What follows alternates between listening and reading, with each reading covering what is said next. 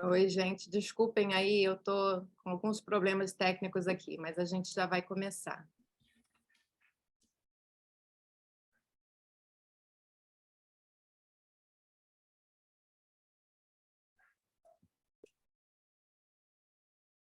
Quem puder, enquanto isso, já começa a se apresentar no chat.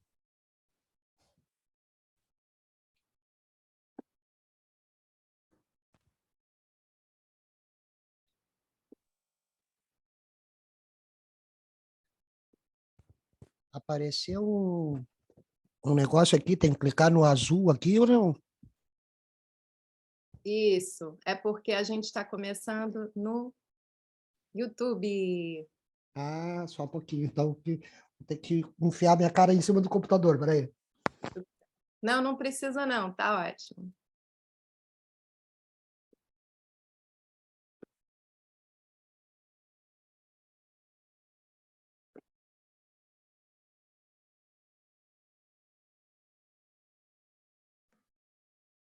Boa noite, gente. Vamos começar aí, vamos dar início ao nosso evento. Good evening. Let's get started with our event. Today is the Sustentável, tecendo sustentabilidade e ampliando saberes com favelas, quilombos e aldeias.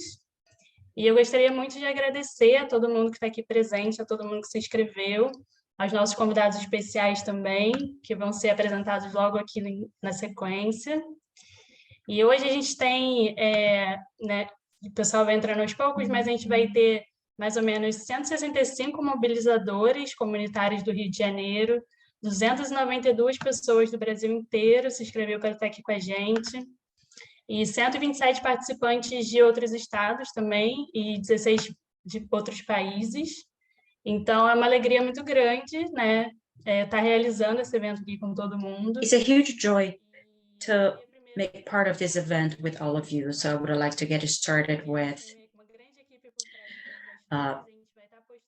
some information. We do have a huge team working along with us. It is also important to mention that there will be a simultaneous interpretation from Portuguese to English and Portuguese to Spanish as well. We got some interpreters with us. I also would like to thank Rafaela, Natalia, Maria Jose, Jessica, Marceli, that are doing their internship and cooperating with us from PUC-Rio. So we were asked to try to speak slowly during this process. So I will finally introduce myself. My name is Yame. I am a biologist. I work with ecologists. I'm a project manager at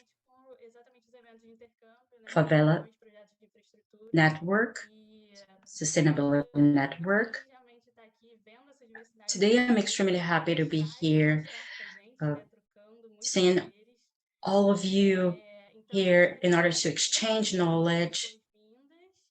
I would like to welcome and introduce Sustainable Favela Network. It started back in 2017 and was totally established in 2018. Back in 2019, we had in-person events with so many exchanges among favelas in Rio, where community leaders were able to exchange their experiences.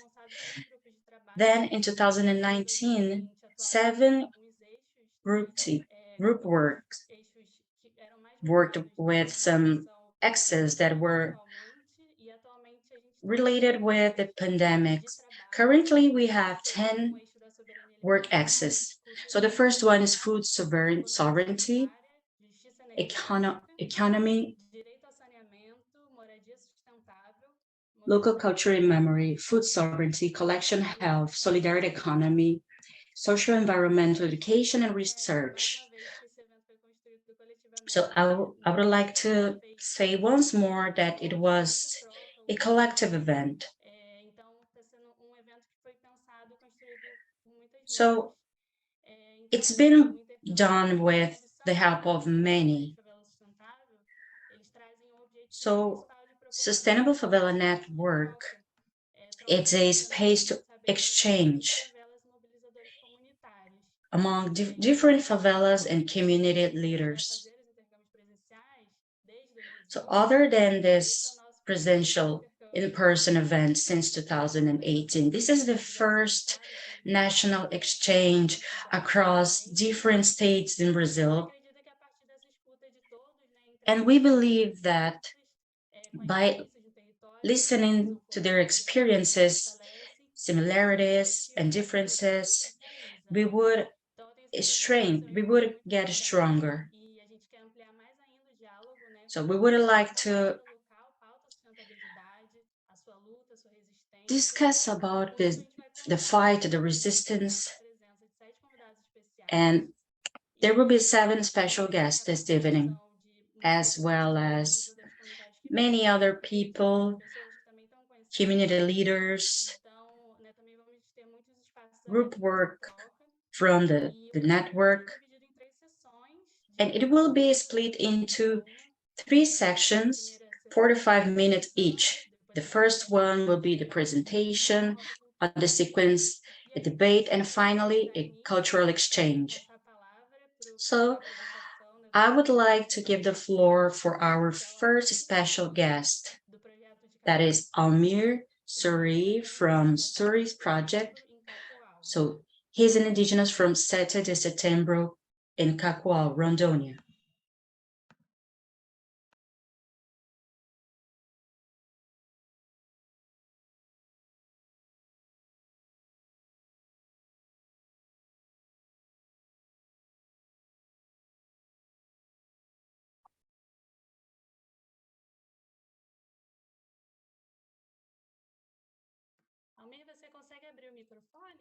Almir, could you please turn your microphone on? It's closed right now. Yes, thank you. Good afternoon. First of all, I would like to thank the organizers for the first national exchange.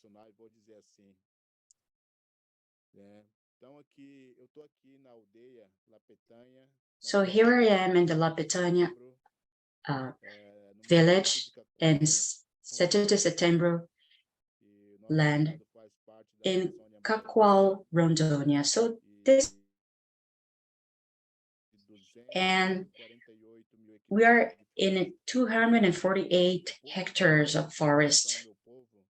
So my people, Paite, we are a population of about 2,000 people. So we also live in parts of Mato Grosso state. We've been working towards finding answers to this huge challenge, as well as looking for my people, the Suri people. Back in the year 2000, I planned a strategy for the next 50 years for Suri people. From there, we started creating a sustainable development strategy in our territory, just so that we could understand and be aware that it's possible to develop along with the forest.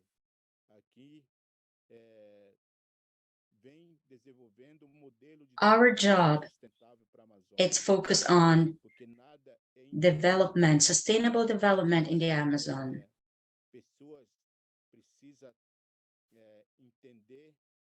People must understand that there are criteria in order to make things happen. Not only criteria based by law, by those guided by nature, but life as well. So these criteria are broadened. Climate change, its effect, and it happens because of the world action, deforestation,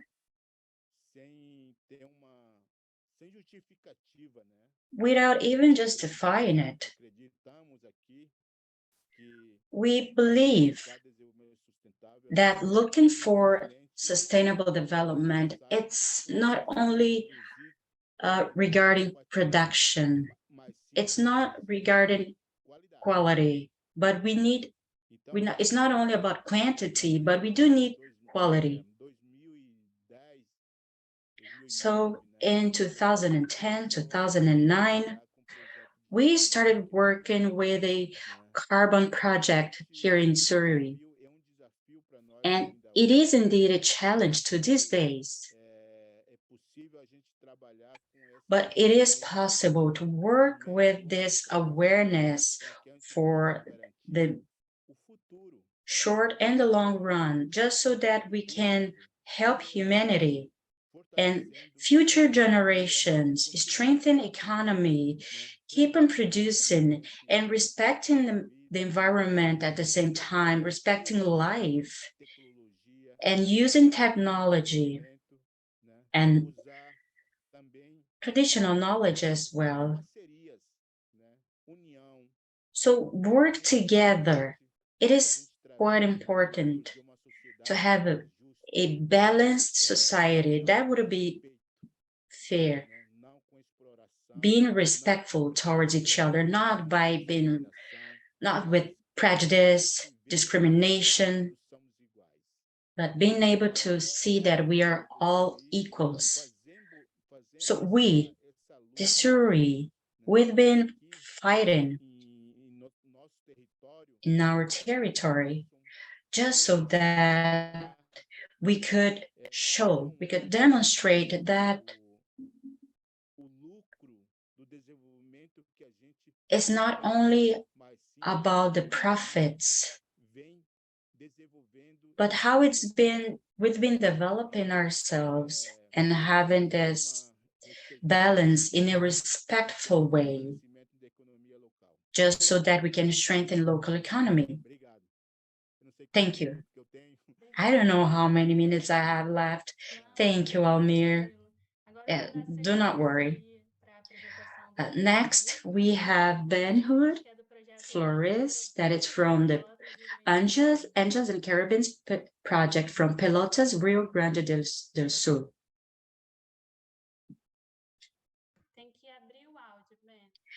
Ben, please turn on your microphone.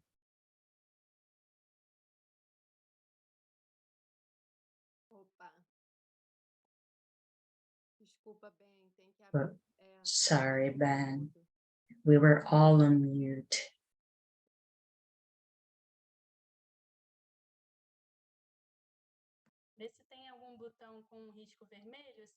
Take a look if there is a button with in red color, press blue. Is that it? Done. Jesus Christ, I'm even feeling hot. Oh Lord. My name is Benur Alves Flores. I'll tell you my full name. I'm 54 years old. Since 2012, I found out that I'm visually impaired. I was born with an impairment, but at the same time, I found out that I'm not incapable. I just need to get used with this new reality. I'm an actor. I became a percussionist. I work in this Angels and Caribs project that was created back in 2001. And due to the fact that we live in a community in which violence used to be something so common, children used to think that this is normal, and they were growing up in this environment. So as I trained theater, that's what I've learned, I thought on how we could help these children. I've been on this area since 86, and I must confess that I was not aware on how powerful art is in order to transform lives. But as time went by, I thought about it, and it made me think of a time in which I was at school. I was 9 or 10 years old, and I used to be very agitated as I'm hyperactive. So I used to go to school for other things, to eat, have fun, fight. And during one of these fights, there was a teacher that we would kindly call her Soninha, a teacher. So she removed me out of the fight because she saw what she was dealing with.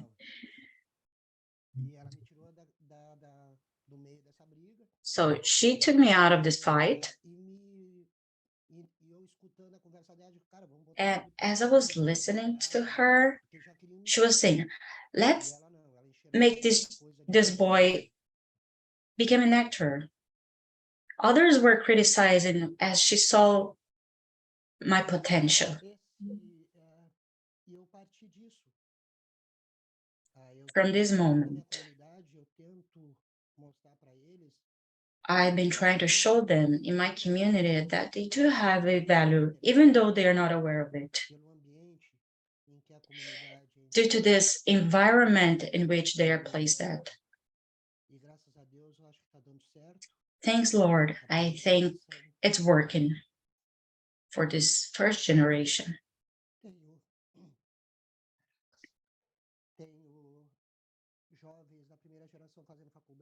I've got the youth from the first generation who are already at the university, working. They got their own family, their own house, inside of community. They are those who will keep the change. Currently, the community is no longer known for violence, but thanks to the art. So back in the days, as we would get into an activity, we wouldn't be known as violent people. However, nowadays, as we arrive with our buckets, pots, we are treated with respect from the Getúlio Vargas Institute. And in the meantime, we were acknowledged.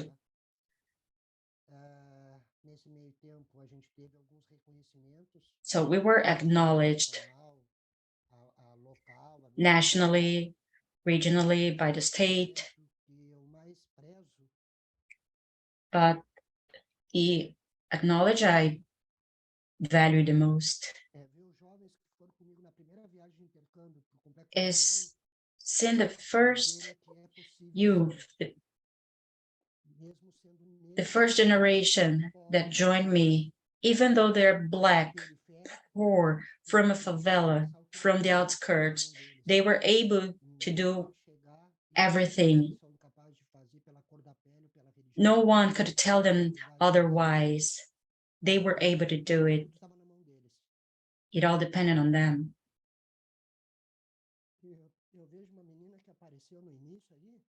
There is a girl.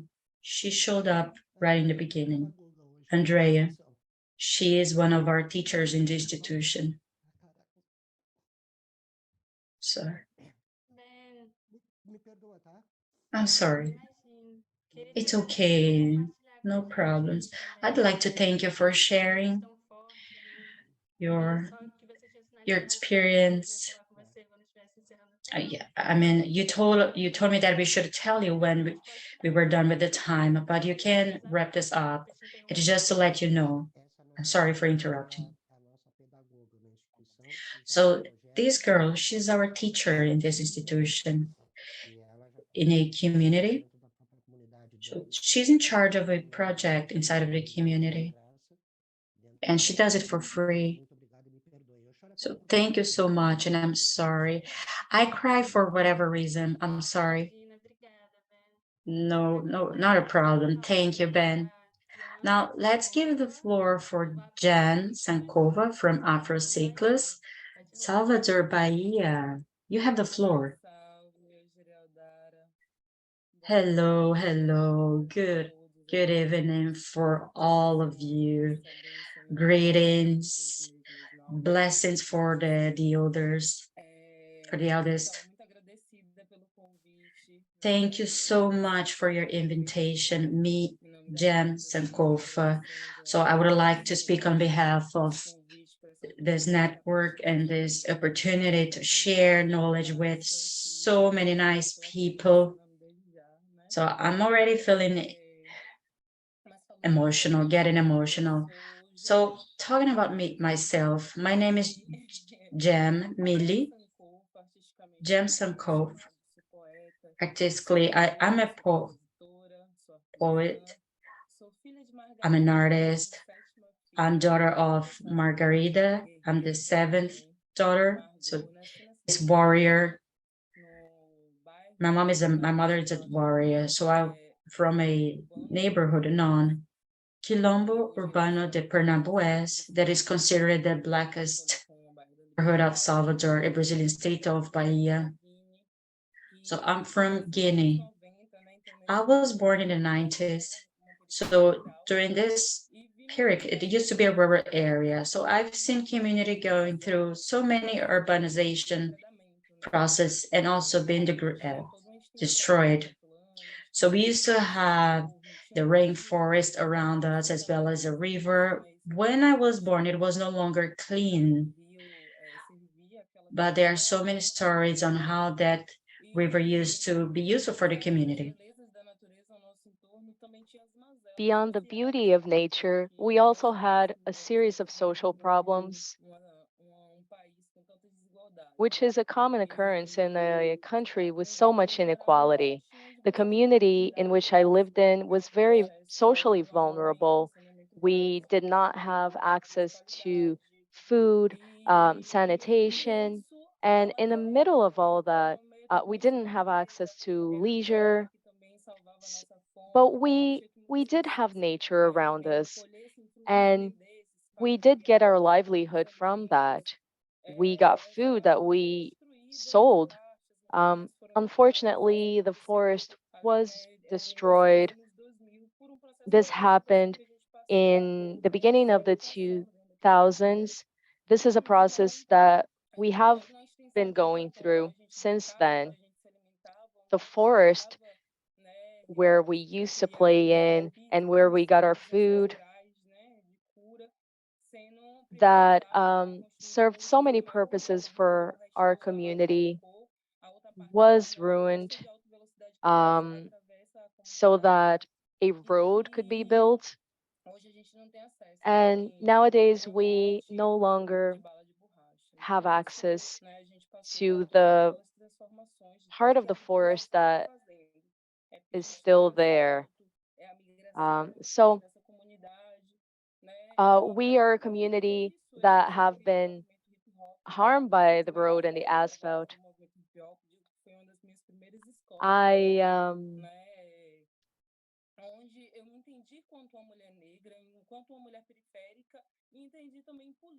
It took me a while to see myself as a woman, a marginalized woman, and to understand that what was happening to us, what happened to my community, was a process of environmental racism.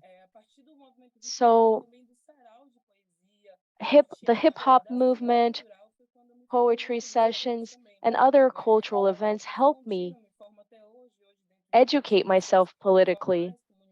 And later on, I did attend university, but my primary education came from social movements and cultural expressions. They are responsible for, they have shaped who I am today. And something that was really significant in my path was poetry was street life and also the bicycle. Today, it's a huge part of myself. I learned how to cycle at 24 years old, um, coming from such a marginalized community. There was just one bike with no brakes.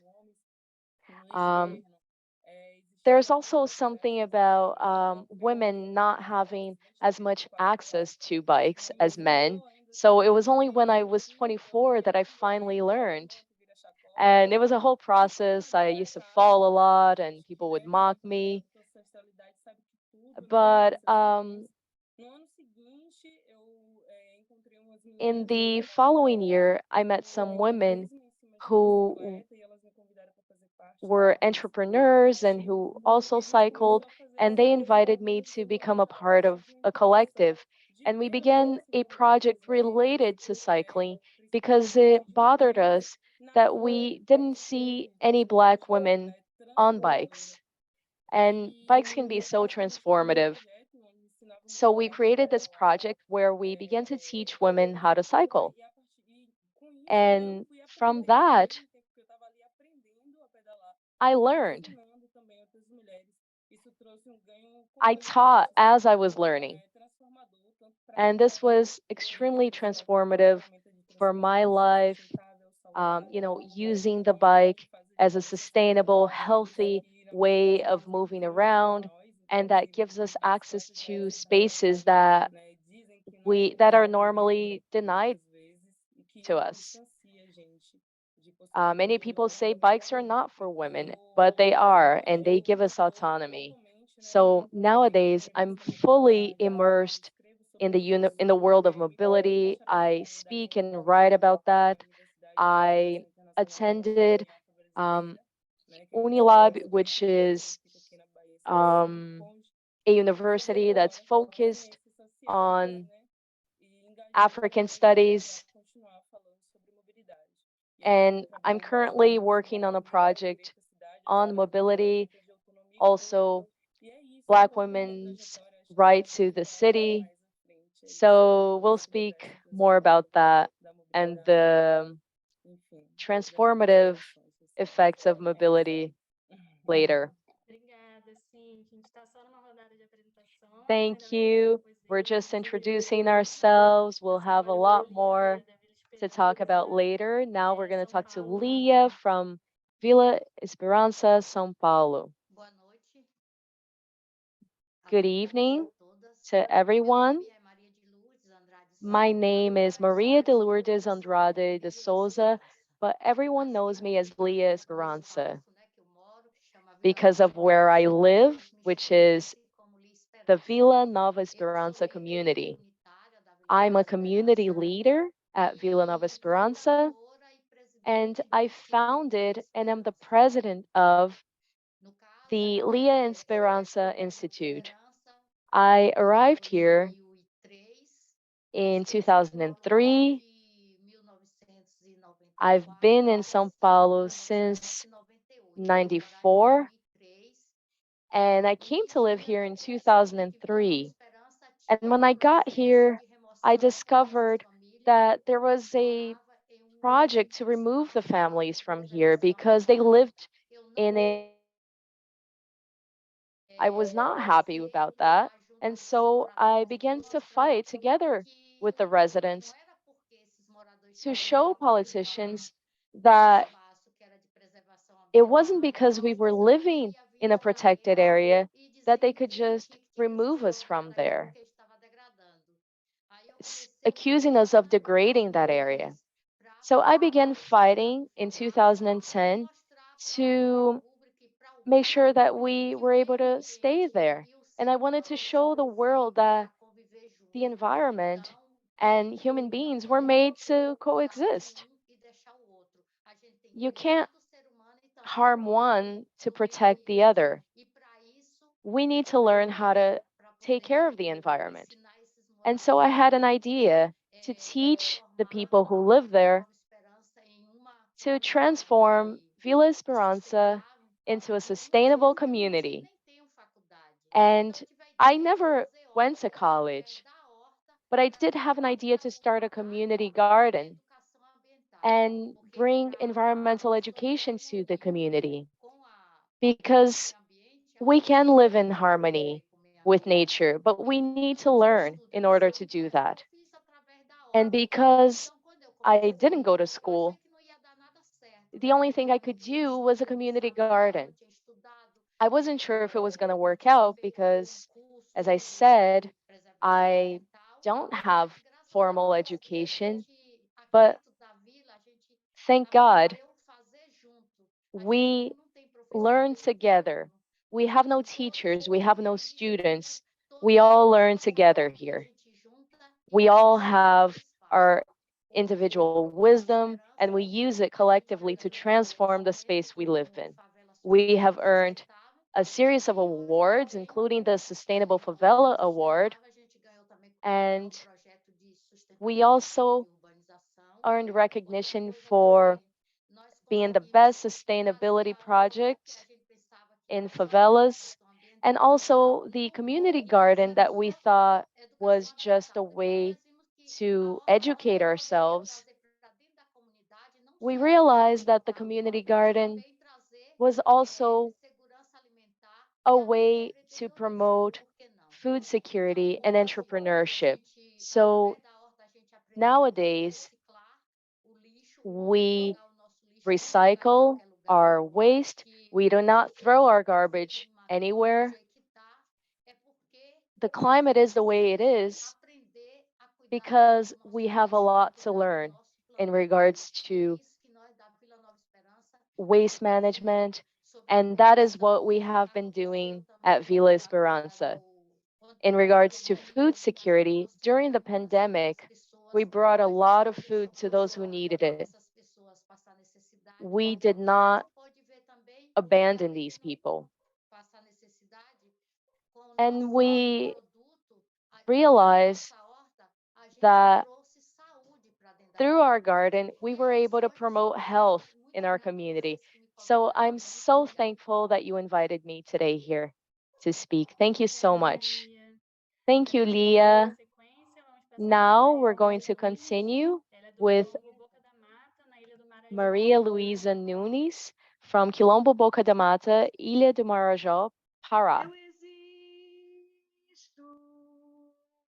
I exist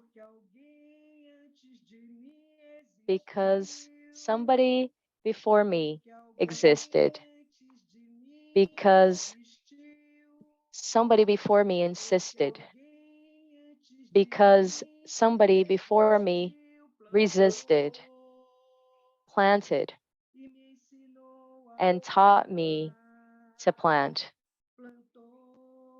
Planted and taught me to plant. With this song that I learned from Quilombola women in Maranhão, I want to ask my ancestors for permission and thank them and thank you for having me today and for letting me speak of my community. I was born in a Quilombo community called Boca da Mata in the Marajó Island in Pará, where we produce according to the seasons with much respect for the sacred. And the sacred for us are the rivers, the forest, and all the production that comes from it. And these spaces to us are so sacred that we ask for permission to enter them. We have earned the wisdom from our ancestors. My grandmother was called Mother Maria. She was an artist of the forests, a potter.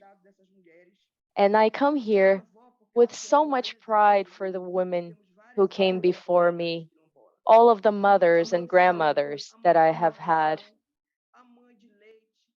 The mother who birthed me, the mother who breastfed me, my religious mother, and so on.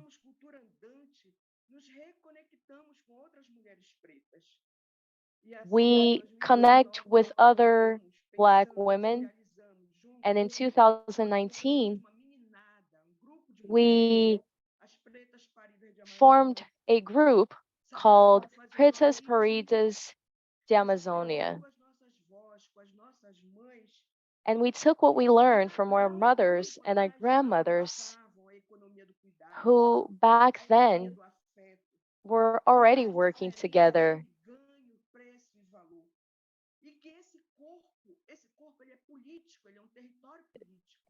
They already knew that the body was political. So everything I know, everything I create, everything I know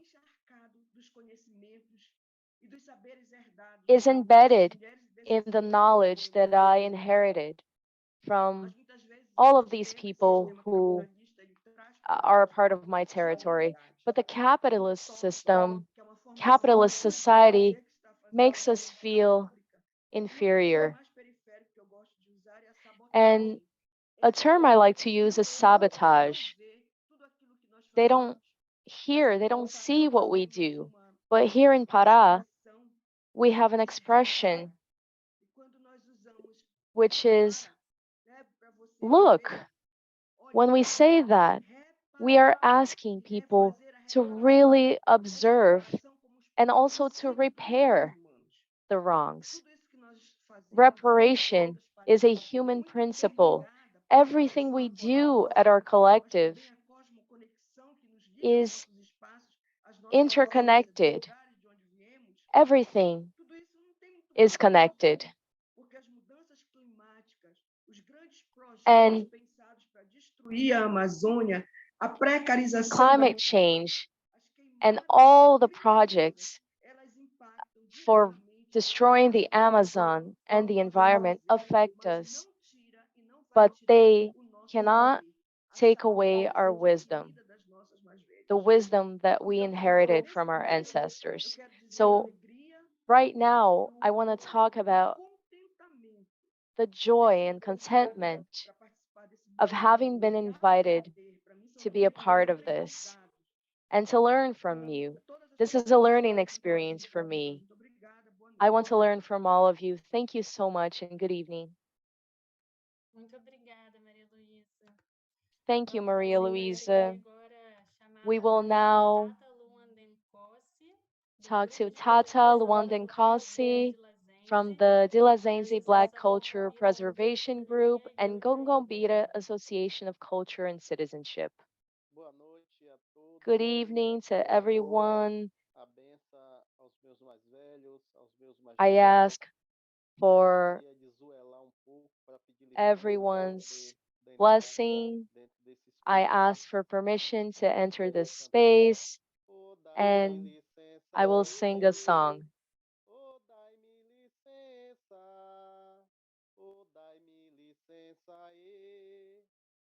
Dai-me licença, alô de manjaê, dai-me licença, alô de manjaê, dai-me licença. Quero agradecer. I want to thank you all for the invitation. It's great to be participating here today in this exchange. I'd like to say that my name, I'm popularly known as Marinho Rodriguez, but I'm also Tata Luandenkossi from the Terreiro de Matamba Tombense Neto, which is located in the Conquista neighborhood, which has approximately 20,000 inhabitants, most of them Black, and where the Terreiro that I work at is located. It is an ancient terreiro founded in 1885 by members of my family, the Rodriguez family, and where today is also home to our organization of culture and citizenship, where we conduct a number of cultural projects. One thing I didn't mention is that my mother is the current leader of this terreiro. She took leadership in 75 after my grandmother died. And Mother Ilza, to us, is our inspiration. She is our great master. She is a warrior. And she went through a lot of adversities in her life until she, and to become a leader of this terreiro, she had to sacrifice a number of things, including her marriage, because my father did not accept this, and he forced her to make a choice, and she chose the terreiro because the spirits wanted her to do it.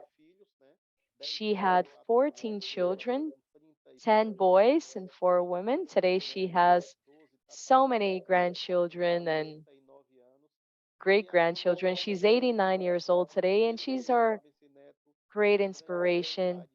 And the terreiro is our great university. Gongobira, the institution that I've been working on for a number of years now, promotes policies in our neighborhood, and that ends up spreading all over Ilhéus. And it's been helping people and places change for the better through music and dance and cooking and so on. These are diverse projects that we develop here at the Terreiro, always with permission from Mother Ilza. So we have several projects related to education, related to cultural heritage, in the environment, public policies. So it is a series of actions, and I struggle to talk about our projects because they are so natural. It's so natural to do the work, but not as natural to speak about them. Sometimes we ourselves don't recognize the importance of what we do. So I've been hearing your testimonials, and I'm impressed with the wonderful things that we can do. And through the pandemic, we had a very strong project. We suffered a lot here with floods as well. And so we did several campaigns. We collected food and warm clothing to help those in need, to ensure nobody went hungry. And we also help people fight for better life conditions so that the government can see them, because many people and spaces need assistance, and not only in times of tragedy. So, Tata, sorry to interrupt, but we will have to continue with somebody else. We'll have a Q&A session, and I'm sure everyone's going to want to know more. Now let's move on with Chicote. He's from the association, Pouso de Cajaíba Residents Association in Paraty, in Rio de Janeiro. Chicote, you have the floor.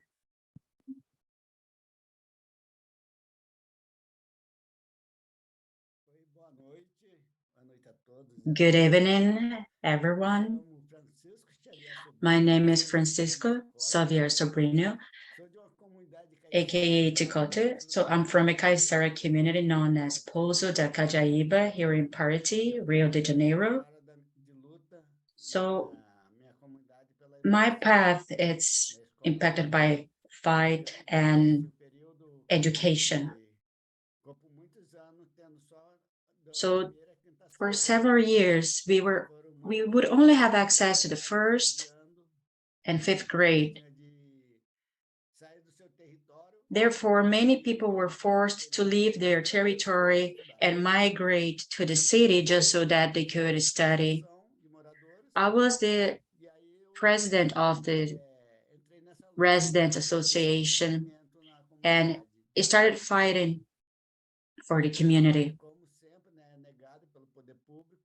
As always, I was refused by the public power, but always try to find some tools just so that I could fight against the system. So in my place, I had this permaculture institute, the IPAC, Institute for Permaculture, Kaisara, that it's turned by Kaisara's culture and helps children and teenagers to my place just so that they could be trained.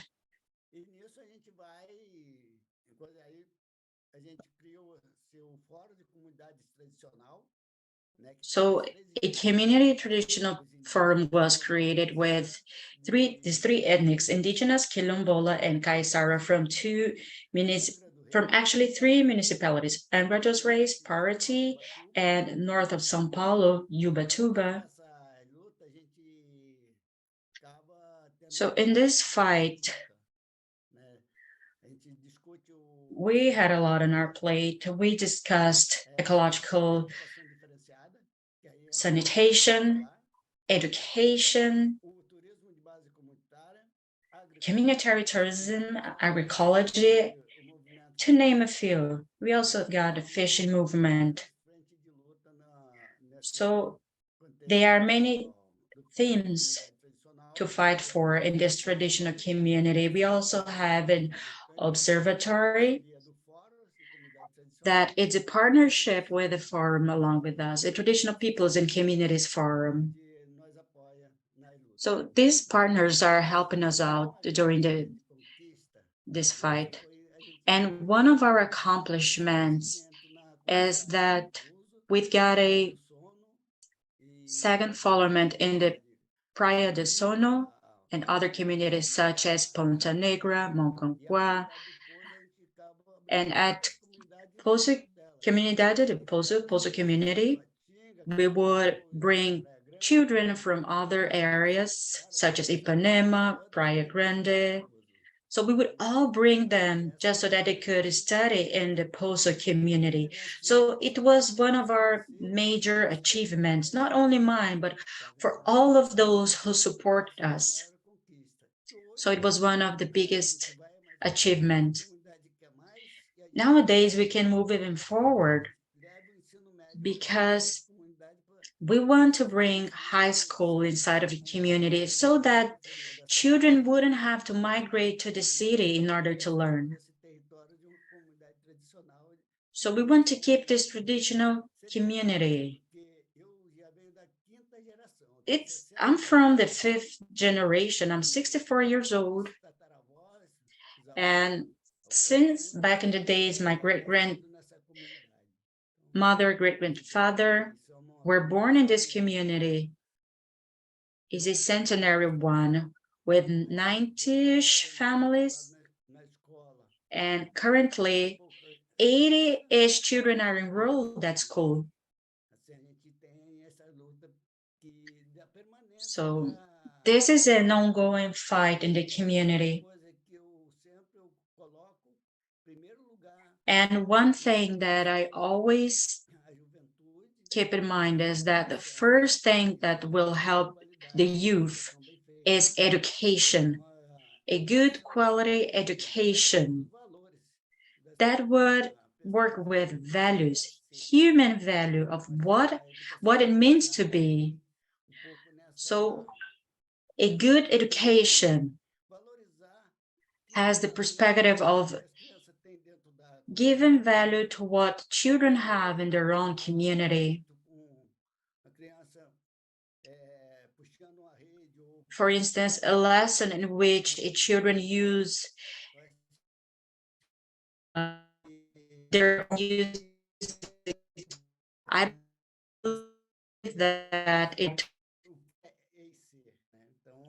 and tell them what it means to be part of that community and prepare them for the work as well as to get a job.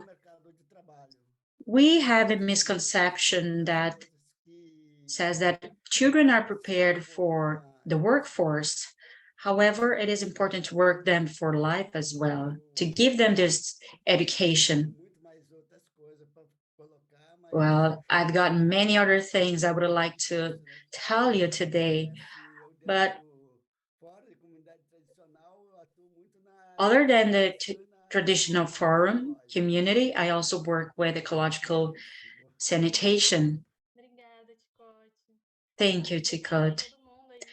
Thank you all for your introductions. This is nothing but the beginning. I'm extremely happy for being able to see that this event has taken place. So we are ready with over 120 people.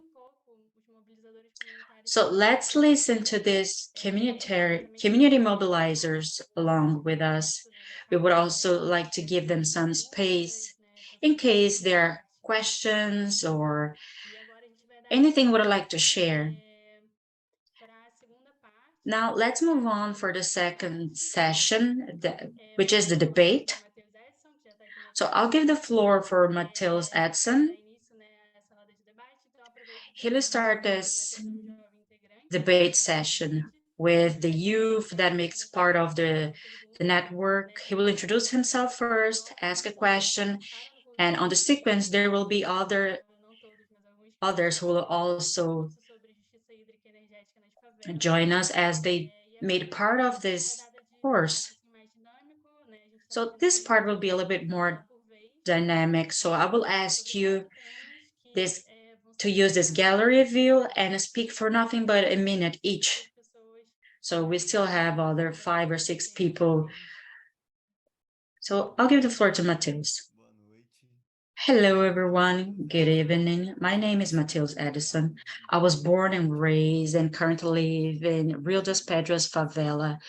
That is considered the third biggest favela in Brazil. I'm a geography and a geography teacher. I've been working with the geographical education in this territory. And I've also helped in two trainings here in the favela. I was one of the youth that joined the research in favelas. And through this research, we started, especially here in Rio das Pedras, observe the issues that we've been having that also have an impact in the population living inside of these favelas. We are aware that currently we've been struggling a lot with climate changes in different groups, especially those who are more vulnerable. Our situation ain't different. We also live with floods, and it can impact directly our society. So we've been fostering this debate in favelas, as well as initiatives. So we've got one first question for you. What you as an individual or your group has been doing in order to work, in order to fight, I guess, global warming and fight for justice, climate justice. So, Almir?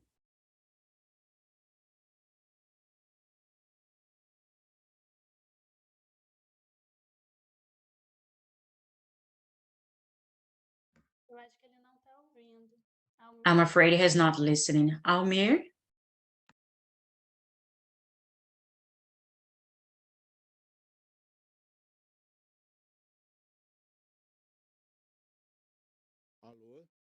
Hello? Can you hear me? Sim, estamos te ouvindo. Yes, we can hear you. So, as I was saying, I'm in 7 de Setembro, indigenous land. It's getting dark over here because we struggle with electricity. We're far away from the city.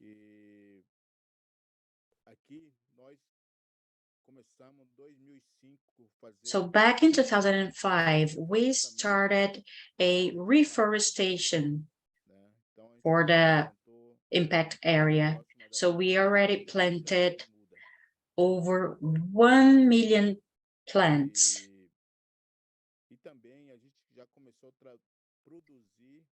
We also started producing sustainable products, agroforest, such as coffee, nuts, cocoa, and we're also working with tourism, with Chavez project for other topics, as we understood that tourism can help education, economy, environment, culture, technology, management. And by working with our people and creating this important methodology, as well as sharing how we're doing right now in other society sectors and looking for partnerships, because without them, you can do anything. But with partnership, it is possible to progress and truly expand your experience of what it's been built inside of your location. Thank you.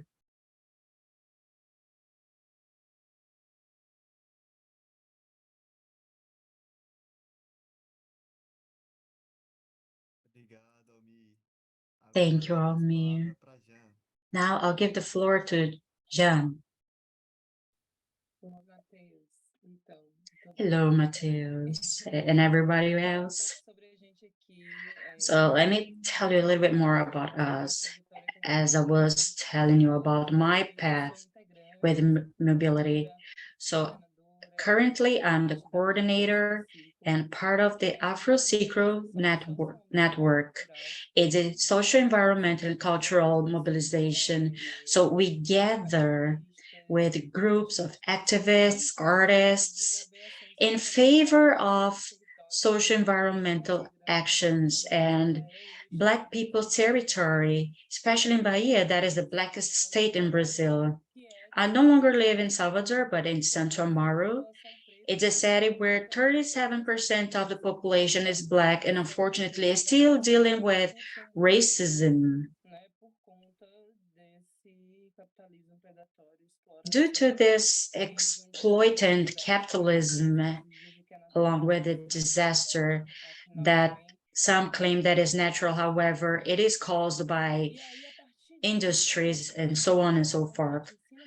So we teach women how to ride a bicycle, and we use it as a tool to commute yourself as well and improve one's health. It doesn't pollute.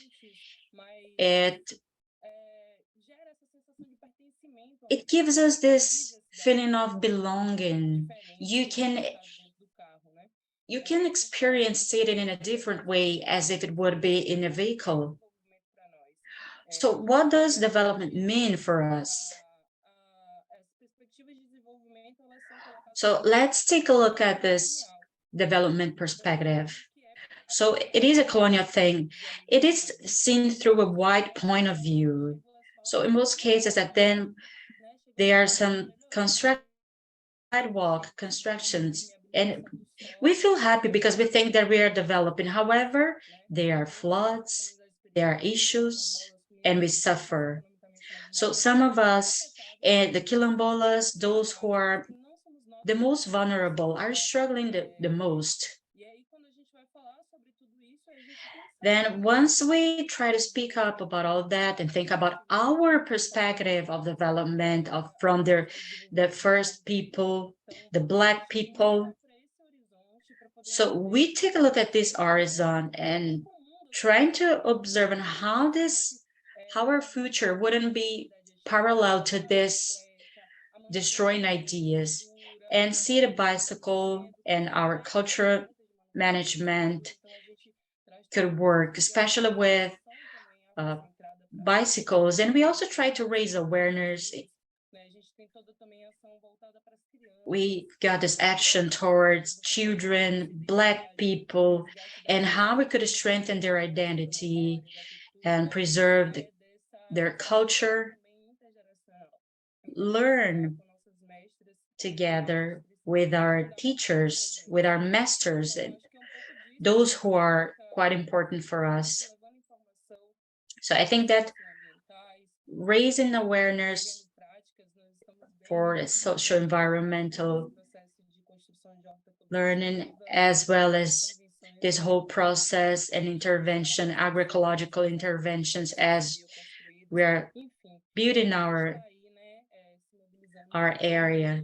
So we've been moving just so that for everything that would be in favor of the environment and decrease the damage that we are living currently. I think that's it.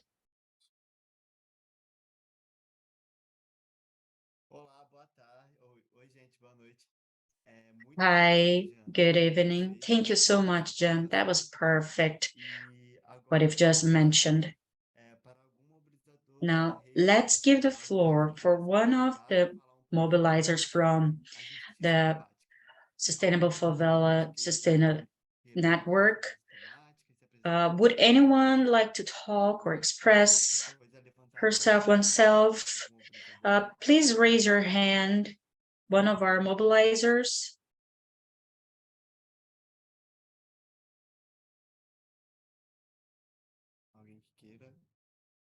Is there anyone?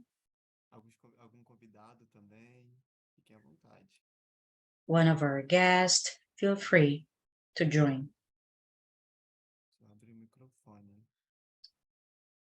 Open your microphone. So Maria Luisa raised her hand.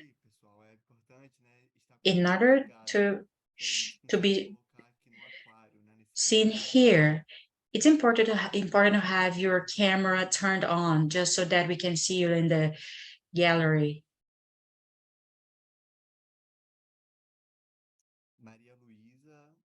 Maria Luisa, you can get started, and then we'll allow David to say. I just would like to ask you to speak a little bit louder. I can barely hear you, please.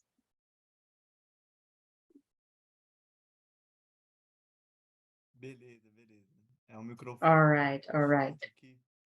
No problem. I had my mic a little bit far away from my mouth. David, hello, good evening. Can you hear me all right? Yes, perfectly. Great. My name is David. I come from the Complexo de Alemão. I hope my friend is watching me. He's a great friend of ours. He's been here in our community doing wonderful concerts. It is great seeing him again here. And I'm going to try to be brief. So here at Complexo de Alemão, to talk about climate justice is so important here in Rio because the slums, the favelas, they suffer a lot with climate change. We had some serious rains here, and a number of people lost their homes. We also have problems with sewage.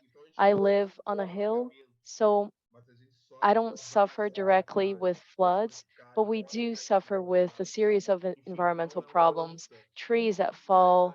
So it's a great cause for us.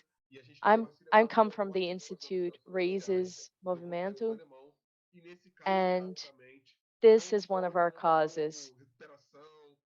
We work with restoration, with environmental education, so we have strengthened our connections in order to come up with plausible solutions for the environment, for climate justice. We work with community gardens, and I'm even going to mention it here in the chat. We have a plan with a project with a number of actions, including actions for the environment, and which involve building community gardens. We have a partnership with the workers movement, the landless workers movement, and we are partnering up with other organizations that are working with the environment here in Rio, in the favelas, here in the Alemão. In 2008, we were affected by a growth project of the favelas. Here where I live, they destroyed a number of houses to build a cable car that does not work. And they cut down all the trees and did not replant any of them. So our institute used a little space that was left over to create a green space to reduce the harm caused.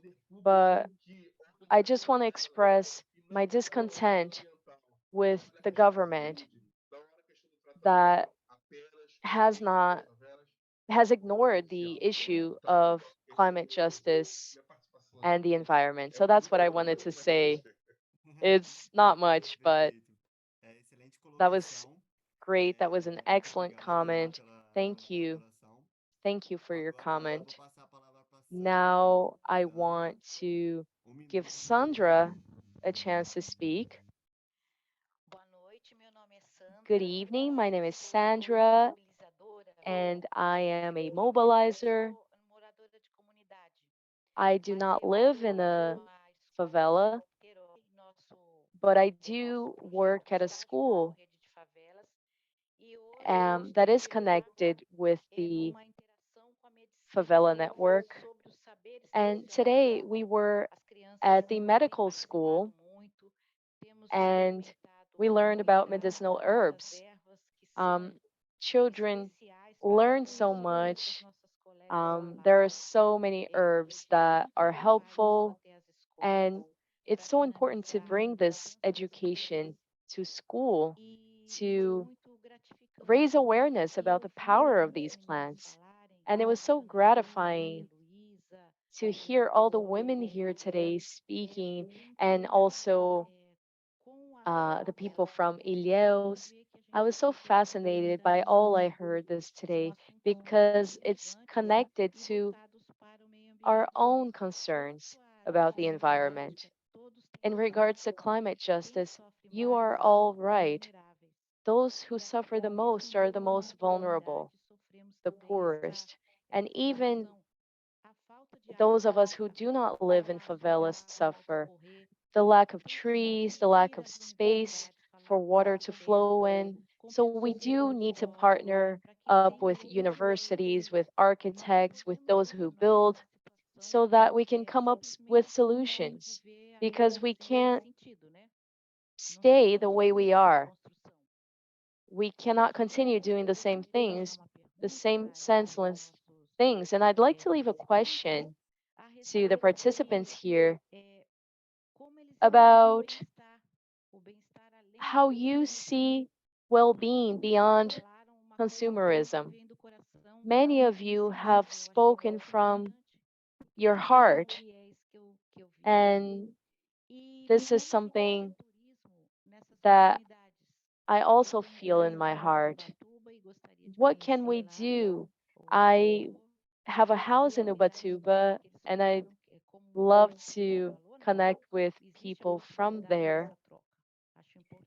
I think it's so important for us to have this exchange. Thank you so much. Thank you, Network. Perfeita colocação, Sandra. Perfect Pessoal, comment. sei que tem algumas mãozinhas levantadas. I see a couple of Vão ter hands mais raised. oportunidades, tá? We will have more Para opportunities to fortalecer chat. cada vez mais esse debate. We will strengthen Agora eu this vou passar a debate. palavra para a Rebecca, que Now vai dar continuidade. I will let Rebecca speak. My name is Rebecca. Good evening. Now we are going to speak about sustainable housing, which is an issue that's very personal to me. We heard Maria Luisa singing today about her ancestors, and I connect with that. That resonates with me. I'm a researcher studying territories and the collective management of lands and territories. And this is connected to all that you've been speaking about today. The model I study has the goal of collective management, and it's a methodology that can be used by generations to come. I have many thoughts about the right to land and sustainability, but I'd like to hear from you all. I wanted to open up this debate, especially for those who live in Bahia, my state. Leah, if you'd like to begin, please go on.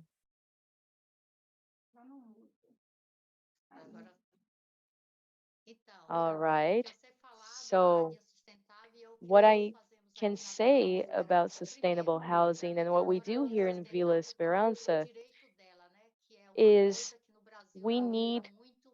we first need the right to housing. Many people do not have a house because of real estate speculation. Many people are removed from their homes. So before we can have sustainable housing, we need to secure our right to housing. At Vila Esperança, we work with wattle and daub houses, cob houses. We want to have a place to live, but we don't want to harm the environment. We want to ensure that we have housing, but we want to live in harmony with nature. And that's what we're doing here. We have a vegetable garden, we have a kitchen, and everything we build here does not require cutting down trees. We build with the trees because we don't only need housing, we also need to care for the environment. And that is something we always keep in mind here in our community. How can we build without harming nature? So we work with bioconstruction, we work with new ideas, but also traditional knowledge, traditional wisdom. All of these ancestral ways of building are still relevant today, and we still use them. Thank you so much. Tata, if you want to speak.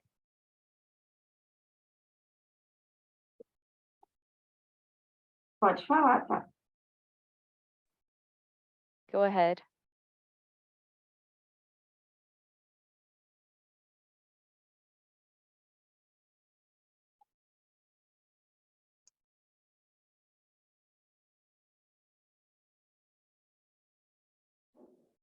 Aí, Oi, está me ouvindo? Hello, Sim. can you hear me? Tá ouvindo? Então, You can hear me. All right. a gente aqui na Here in our community, we have been working with sustainability and housing with so much love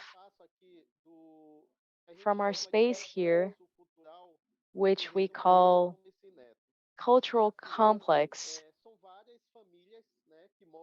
of the Terreiro. There are a number of families who live here. We are an urban quilombo. We are several families living here. And a few years ago, we were dealing with a number of problems related to sanitation, infrastructure of the space. We had open air sewage, and we began discussing collectively. We had a meeting with members of the community in which we listed all the problems that we had and what solutions we could implement to solve them. And this mapping out of our problems became something we've revised annually. Each year we met again to discuss progresses we've made. So we have managed to fix the issue of sanitation. Now we have running water. We solved the problem of infrastructure. We were able to build a leisure space and other spaces too. For example, today we have a space dedicated to memory. We call it a memorial,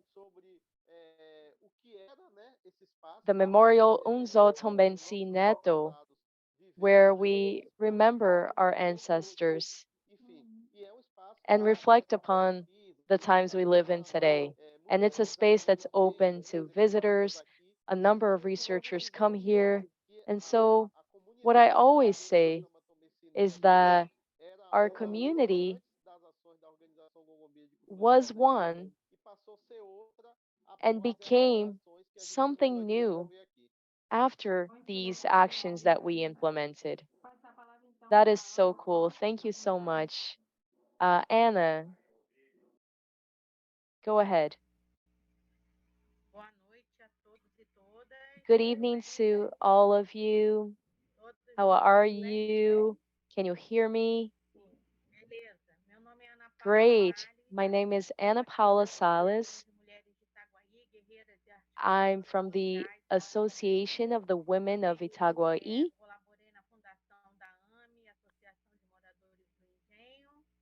I was also a member of the Residents Association here.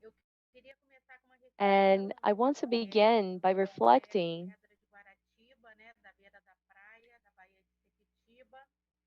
about the Bahia de Sepetiba.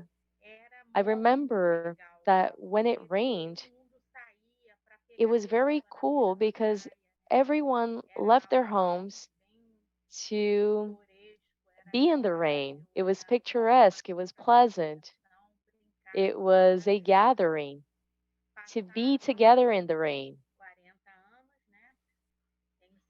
40 years later, I'm 54 today.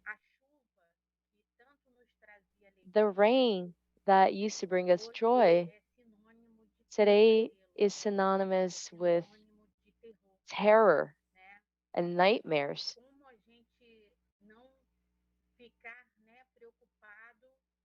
We can't help but worry when it rains for 30 minutes or longer. In any community in the state of Rio or Brazil, the closest you are to the mountains, the worse it is. So this is a cruel reality, a sad reality to have to fear the rain. the rain that makes it possible for vegetables to grow, the rain that can make our lives better. But the truth is that due to a lack of balance and to us exploiting the environment, it has become an issue that concerns us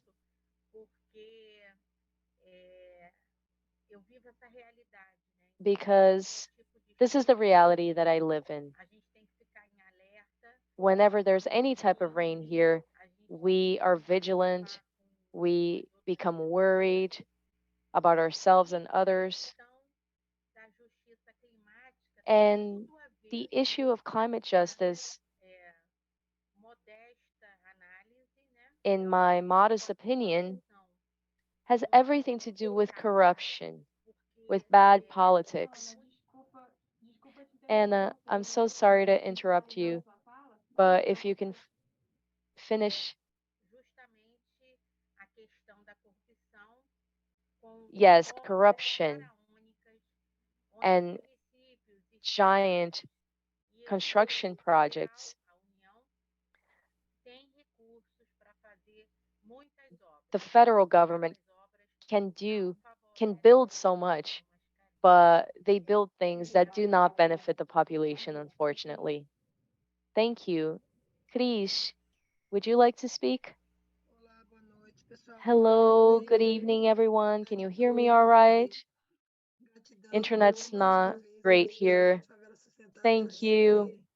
I think the Sustainable Favela Network is such a special network. It's always good to be with you. I speak as somebody who, as a woman living in a favela in Rio, I have witnessed a tragedy where a number of people died as a result of a natural disaster. So many people were displaced. And it's so important to talk about climate change and caring for our environment and having environmental responsibility. So I speak, I say that about society and individuals. It's crucial for us to think of a city where everyone is responsible and everyone is thinking about the environment. As Anna just said, um, the rain many times results in tragedies, and only those who fear the rain know what I'm talking about. Morro dos Prazeres, where I live, has been getting ready to deal with the rain.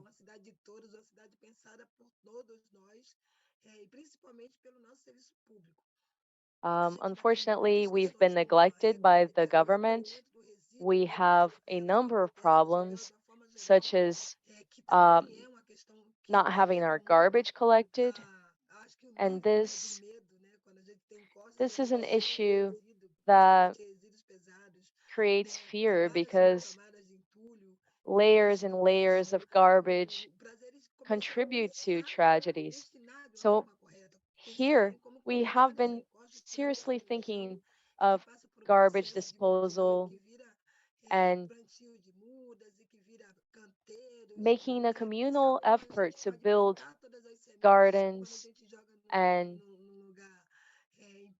plant seeds, and we have to be very careful about not throwing our seeds anywhere. Um, we are privileged to be in a country where wherever we plant, there will be growth.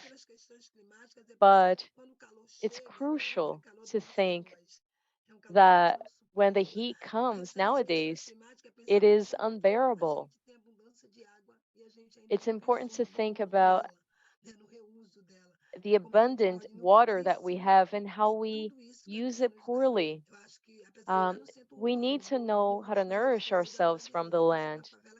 And Morro de Prazeres is a reference in terms of thinking of these issues. And I invite you all to come and visit. You can talk to me about this in social media. I'll give the floor to Matheus. Good evening, everyone. I'm Matheus. I'm from Mesquita, especially here in this Korea community. So in this session, let's talk about environment and understand how communities started consuming processed food, even though they are culturally poor. And this food sovereignty is the right to access of natural food, supported by the region and society. So I'd like to ask a question that what are the strategies and actions to fight hunger in your territory? To get it started, I will first give the floor to Chicot.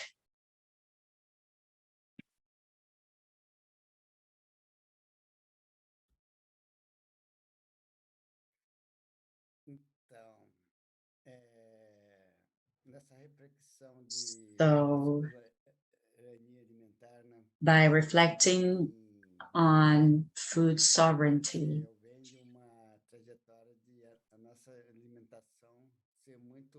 I come from a tradition in which we eat what we produce. We used to fish,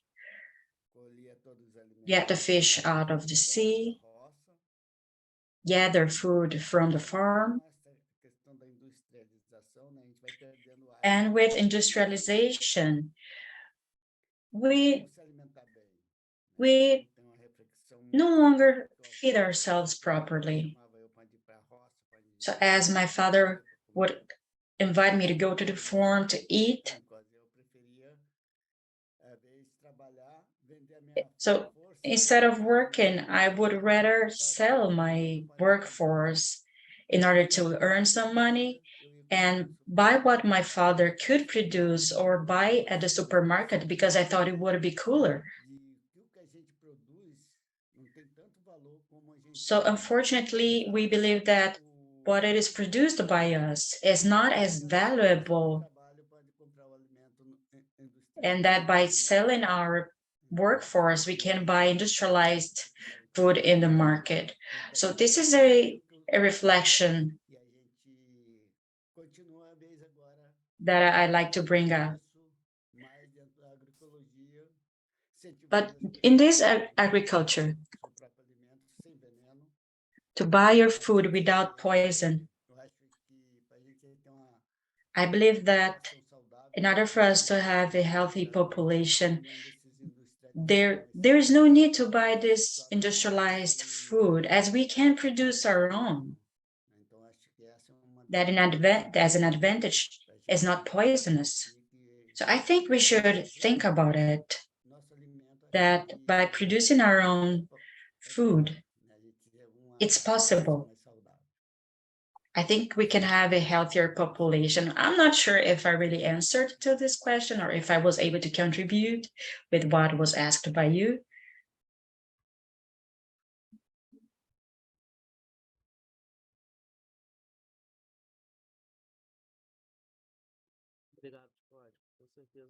Thank you, Chicot. That's for sure. You surely contributed. So now I would like to give the floor to Maria Luisa, please. So I would like to get started saying that I'm a Black woman from the Amazon. We believe that Amazon isn't the words, it's not Brazilian heart. I think it's the wound. It's a Afro-Indigenous wound of a woman, that a woman who does not only gives birth, but takes care and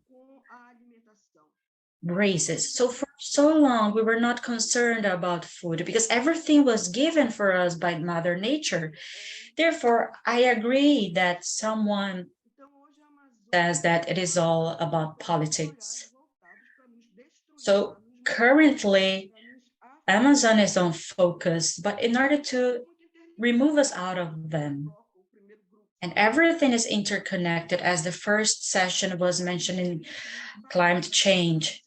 And this is not different from food sovereignty, because climate change directly affects our production, the way we live, as we used to plant according to the season, to the weather, as well as our guests, as we would invite people to plant and harvest.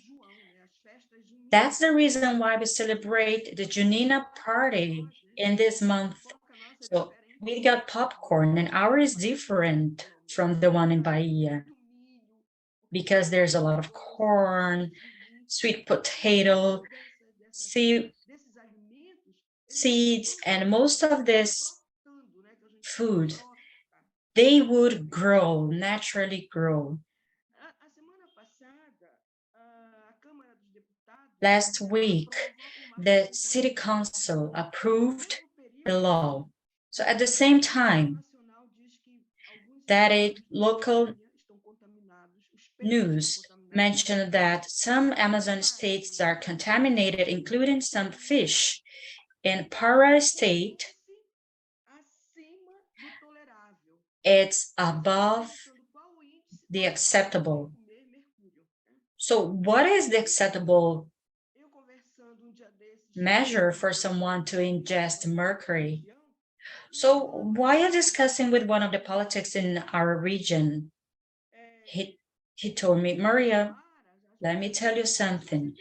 The Marajurara people are centenary. They live for over 100 years. Because I mentioned one of the municipalities in Marajó that has one of the lowest human development indicators.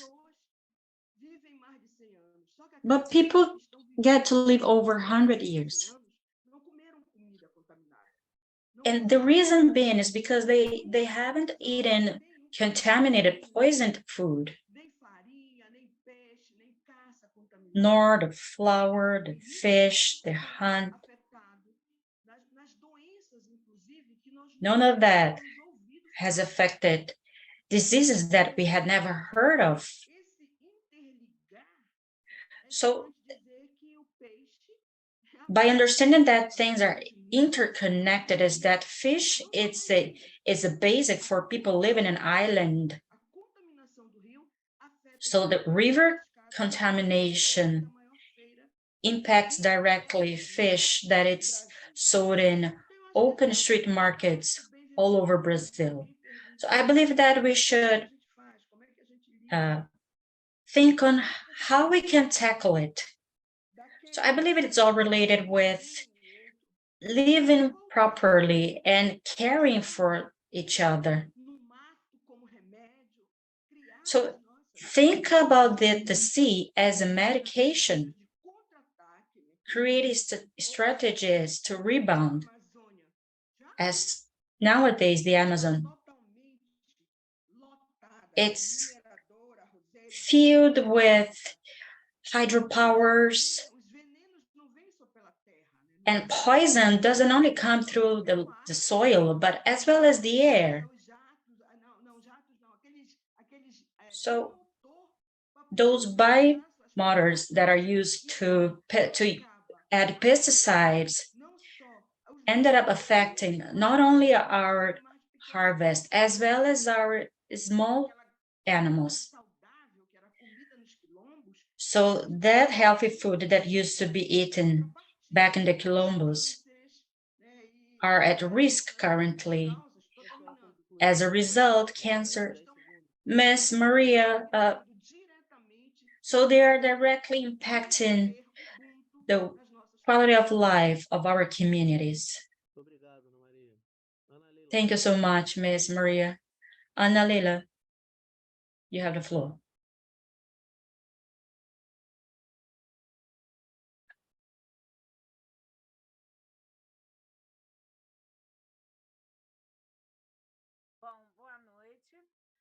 Good evening. My name is Ana Leila. I live in Mesquita municipality. I'm 72 years old. I'm Black and I've got a black and white hair. I'd like to ask Miss Maria or Francisco, due to regarding what you've said, I work with tuberculosis and some other diseases in the community. I would like to know, how do you tackle people with tuberculosis in your own community? So how is that related with their treatment, their food, as well as medication? For those with community in your communities, for those with tuberculosis in your community, those who live in a Quilombo,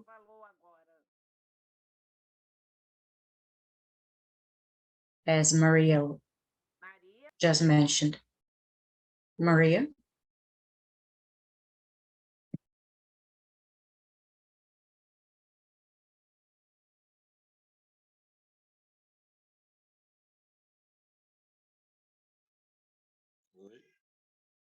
Hi. Well,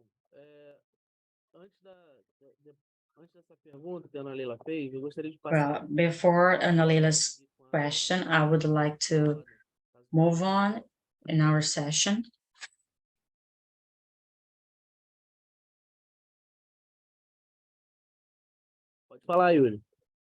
Feel free to talk. Feel free to express yourself, Yuri. Hi, guys. Good evening. How are you? My name is Yuri. I'm a biologist and cultural agriculture, born and raised in a community and involved in projects since 2018. I also joined other projects. We worked with recycling as well as a trainer for socio-environmental education. So I think that climate justice is quite important, especially in favelas. So currently, in order to work towards food sovereignty, or at least try through organic production, fruit production, by raising awareness of non-conventional methods, showing agricultural baskets. So we're part of a urban project. So we've been trying to work on it so that we would become a law. So we've got this community gardens Carioca in Rio de Janeiro. We've been donated roughly 50% of what we produce with Claudia Queiroga cook. And it has been great, not only for us, but also for those who are getting to know our work and showing that favela also plant, the Complexo de Alemão also plants, and it is certified. And that's it. I think that there's a lot to work on in Serra da Misericordia and Complexo do Alemão Favela. Our dream is to create a corporation with 50, 60 people working. So we are also got our community kitchen that has been equipped. So there's a lot to going on. We are so grateful for this network, the Roots and Serra da Misericordia land, Miss Josefa. So all these people that crossed our way are so important for our job. I'm really glad that you got to know our job. So we stay at Sergio Silva Street near, so our page is agroecological. So let's exchange our ideas if you want to cooperate, and thank you for the opportunity. Thank you. Let us give the floor to Ms. Ana Maria so that she can answer Ana Leila's answer. I'm not really sure if I would be able to answer, but we always tried two treatments. So the first one would be to observe, walk, and be directed to a community health center. Even though it's not that good, I think it still is important. And also some prevention by using traditional medication, all of those syrups that used to be produced with earth products. And we do have our ancestors' wisdom. They do know the herbs, they know how to prepare them. And those living with HIV, unfortunately, face an issue in which they need to live hidden. When we are aware of it, we also try to have a treatment by giving them psychological guidance, counseling, trying to find a formal treatment, but also combining with the informal one with our traditional wisdom. Fortunately, there are still these experienced people who can guide us.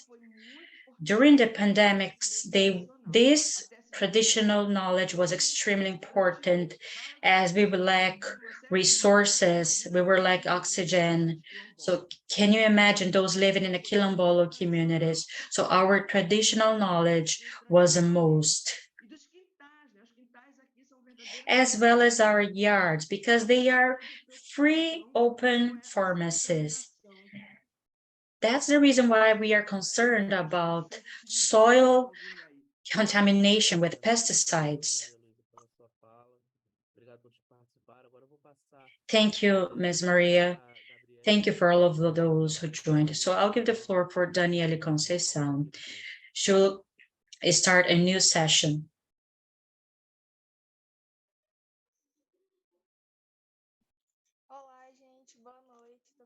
Hello, guys. Good evening. Can you all hear me? I'm Gabriele from City of God. I'm part of a project, and I'm currently a coordinator of the project that visits schools and works with a lot of interesting things, such as activities for children until middle school. So this project has been going on for the last 12 years. We work with the education, health, culture, income, environment. So it's an amazing project, and we work with the youth by continuously training them just so that we can generate job and an income for them. So how can we call the youth attention to make part of climate and environment agenda? Is it working? Is the audio working? Yes, it is. All right. So as we work with art and music, specifically percussion, I must confess that it happened as we didn't used to talk about this topic. So I heard a lot about floods. So we ended up using theater and music as well to raise awareness for people that instead of throwing garbage in an appropriate area, they shouldn't do it, as it used to be harmful for us. So raise an awareness on how to recycle. For instance, bottles, plastic bottles that is actually used by us as one of our instruments. It's one of the causes that create. So the theater and music was used to create this project. So we work art amidst education. So it's not only a didactic education, but it's an education which we discuss. So Paulo Freire, shout out to Paulo Freire. So this exchange with presentations inside of schools as we would exchange our ideas, I call it straight talk. We ended up building a nation and understanding that everything is in our hands. So in our community, we believe that if every single community had actions, and here as I can see, there is, with the Sustainable Favela that promoted this event. There are so many people doing great things, and that is environmental education. What we're doing right now is environmental education to bring this discussion. I sent the link to our event today to a number of young people in my community so that this discussion can reach the largest number of people. The more people this discussion reaches, the better, so that we can start having this conversation in a natural way. That is environmental education. Right now, we're promoting two shows in different locations. In one, we'll speak about the issue of water, and in the other, we'll talk specifically about global warming, because I want people to understand that here in Rio Grande do Sul, we have droughts, whereas other people in other places suffer with floods. Here we suffer with droughts. Erval was one of the first towns in Rio Grande do Sul to request to declare a situation of emergency due to drought. So we use theater and music to communicate with young people about these crucial issues. Thank you.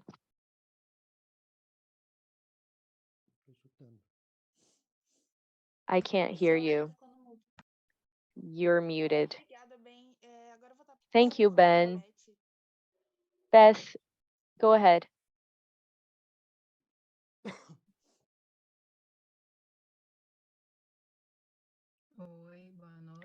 Hello, good evening. Can you hear me? Can you hear me? Okay, good evening. My name is Beth Diaz. I live in the Complexo da Maré. I have a project called Linha de Conversa, where we do artisanal work, handicrafts. I'm a nutritionist by training, and we use the opportunity to talk about healthy eating and to discuss the challenges we have in terms of food security. So, to connect with what you were speaking about, um, and connecting with the issue of water, it bothers me immensely that um, healthy food doesn't always reach vulnerable communities. We know of the work done at Serra da Misericordia and so on, but there we lack a structure to bring this healthy food to our communities, a way to supply our communities. We have uh, there are fishermen, and Francisco Ticotti talked about his fishing village, but supplying markets is a challenge. Um, Usually, distributors are involved, intermediaries are involved, and they contribute to making these products more expensive. And, sometimes we just need the basics. Someone mentioned going to the supermarket and buying the same things over and over. And nowadays we see that diseases are the same everywhere because foods are the same everywhere. We go to the supermarket and we buy the same things, the same brands. So food security isn't just about food. It's about having water to prepare your food. So having adequate water supply is crucial. Our community sometimes goes days without water, without running water. So to plant, to harvest is great, but it's important that the system works for everyone. Maybe I don't have a garden in my community, but if I have a way to receive food products from another community, that would be great. It would be excellent if we had um, markets, farmers markets that we could frequent and from which we could purchase food without poison. It's a number of issues that we need to discuss. Thank you, Beth. I'm now going to let Douglas speak.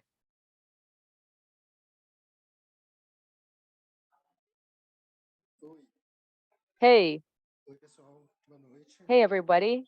Good evening. Can you see me? Okay. My name is Douglas. I'm from the collective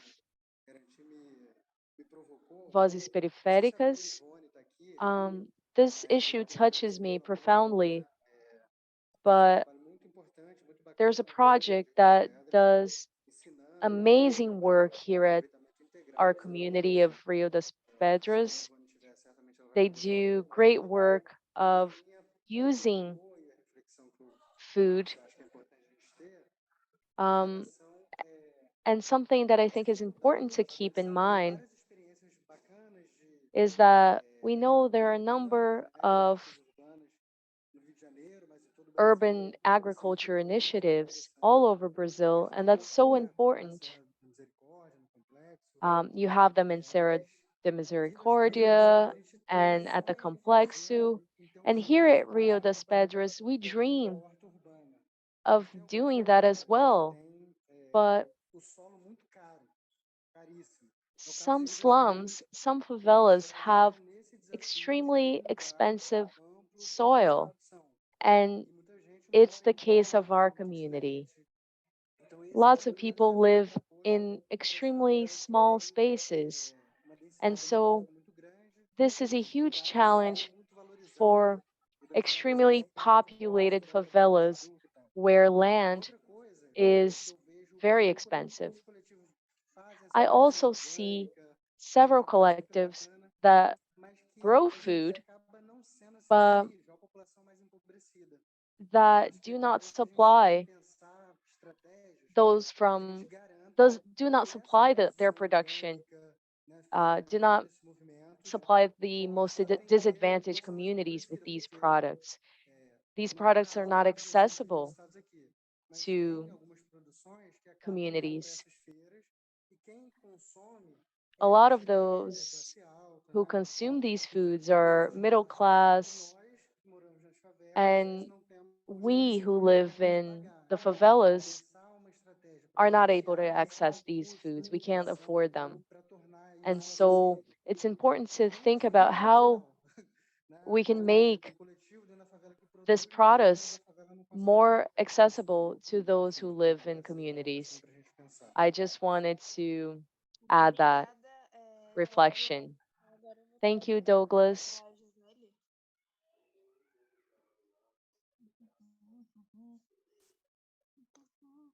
O Chicote, se ele quiser fazer alguma fala. Chikochi, do you want to add something? Sorry, Chikochi, I didn't see you.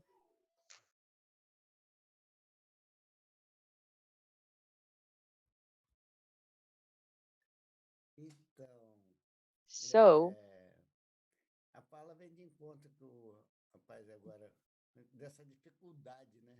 this De resonates. produto da agricultura The difficulty, the challenge of placing family agriculture in the market condições because of de valores e coisas. several reasons, including cost.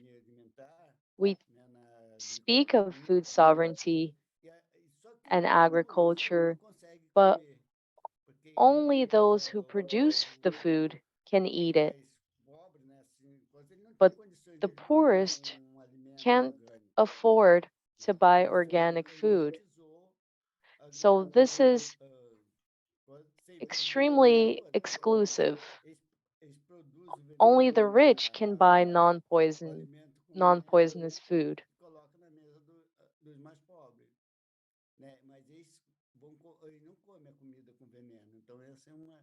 So the rich do not eat poison food.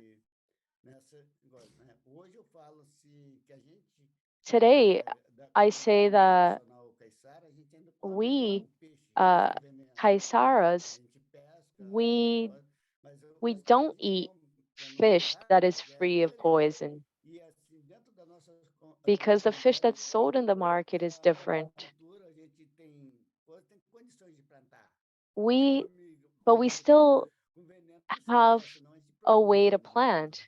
We don't need to eat poison food because we have the option of growing our own food.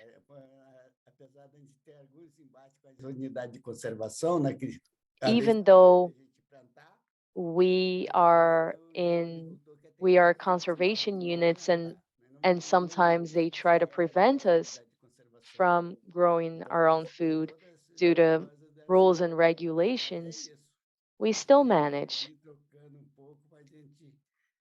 We're here exchanging our experiences today. Thank you, Tikati. I'll now pass on to Leah.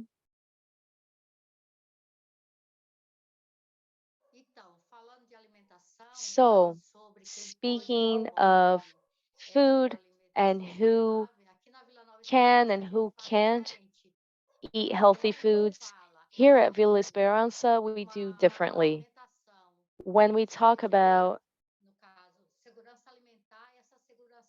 food security, we think it's important that everyone is entitled to that. We have an organic garden. Some things we donate and some things we sell. But we sell it at the same price of the traditional products because our products are not just for the rich. We want everyone in our community to have a healthy diet, a secure, a safe diet. We have a way of collecting rainwater. We do not waste any food. We turn our food into gas. We don't have solar energy yet, but we are working on it because we want to waste less energy and we want our community to be as sustainable as possible. We have a kitchen that we call the experimental kitchen. We use non-conventional food plants and we teach residents of our community how to prepare food with them. And many people don't know that they can eat these plants. That's all.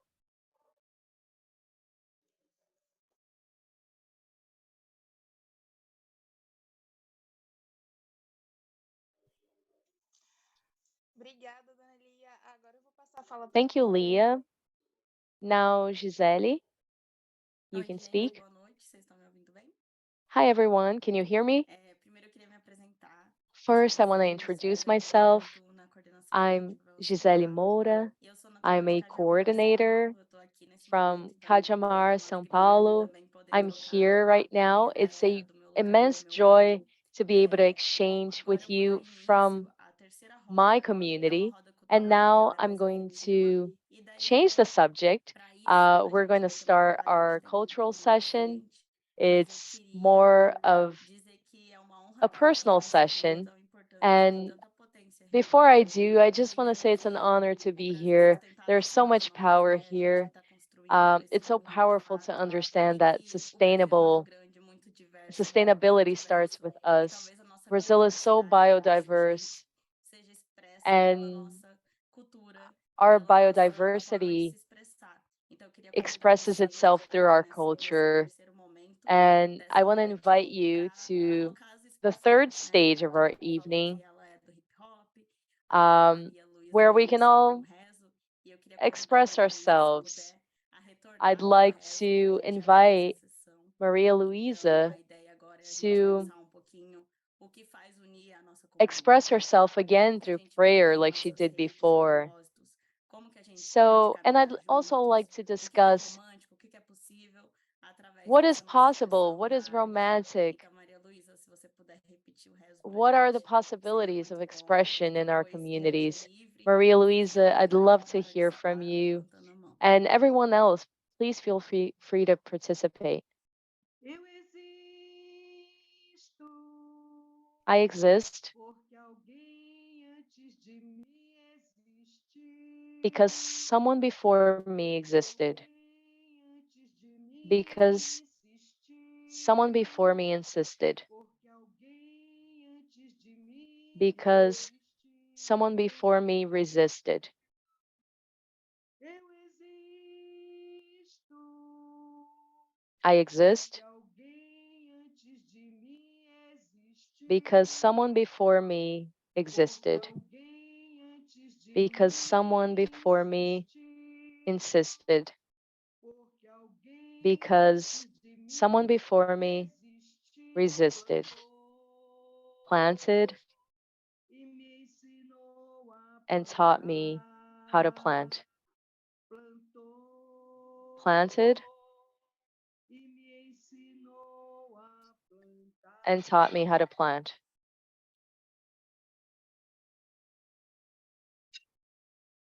Muito obrigada, Maria Luísa, Thank you so por much, trazer esse Maria rezo pra Luisa. gente, por Thank you abençoar a for nossa singing for troca. us Eu queria today fazer um and convite blessing our especial exchange today. para I'd a like to make a special Heloísa invitation Helena, se ela estiver aqui to com a gente. Eloise Elena from Eu Nannan. queria saber se ela I poderia saw participar that desse she momento was with especial us com a today. gente.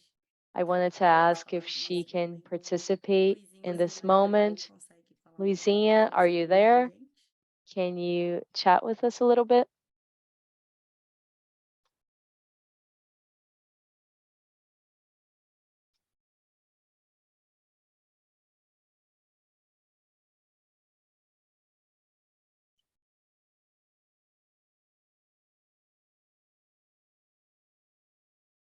Luizinha, a gente não tá te ouvindo, perdão. Luizinha, sorry, we can't hear you. Agora tá me ouvindo? Can you hear me now? Então vamos lá. Okay, let's Quem não me go. conhece, eu To sou those who Luizinha don't de know me, Nanã, I'm Luizinha sou Dinanã. orixá, sou defensora de direitos I humanos am a e eu human desenvolvo rights defender os projetos and do coletivo das an Afro-Brazilian religious leader. da Casa de Nanã. Nós formamos aqui coletivo And representando essa I'd like to speak about a our Casa de Nanã collective agora, that's né, focused on medicinal herbs. Vila Autódromo. E eu vim para uma região I come from Villa Autodromo. em que majoritariamente tem I come from a region of a number of Afro-Brazilian temples. So our medicinal herbs collective has as its main objective to encourage and increase people's motivation to grow their own food. So to promote family agriculture, to plant non-conventional food plants, to plant and cultivate medicinal herbs. And through this work, we're also initiating a project where we encourage a healthier diet for autistic children who have special needs. They have a real need for healthy foods and nutritious foods without any type of chemical or poisonous substance. So we're doing our best with these children, with our work with these children. Of course, our project has other causes, including the fight against racism. And we are victims of racism. And these children who are so special and who are born in such a special way, they are very discriminated against and have real special needs and aren't properly assisted by the government, as are those who suffer from anemia and who are mostly Black. And so all of these people, they really need a healthy diet. And that is why we are working towards fulfilling that need. I just want to say that on June 17th, we will hold our fourth meeting of medicinal herbs, where we will speak about these children and their needs, these autistic children and their food needs. I thank you for the opportunity, and to the Sustainable Favela Network for having me. You are so special, and from you, I learned so much. Thank you. Thank you, Luizinha. Now I would like to give the floor to Teddy and give his share at this moment.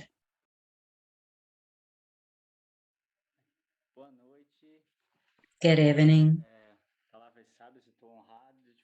Words of wisdom. It's an honor to make part of this meeting. I would like to sing a song that tells a little bit more about this, what we've been saying. They saw us struggling, but haven't said anything. They saw our traditional houses looking like shelters, but never got in, as they thought it was dangerous. They saw our food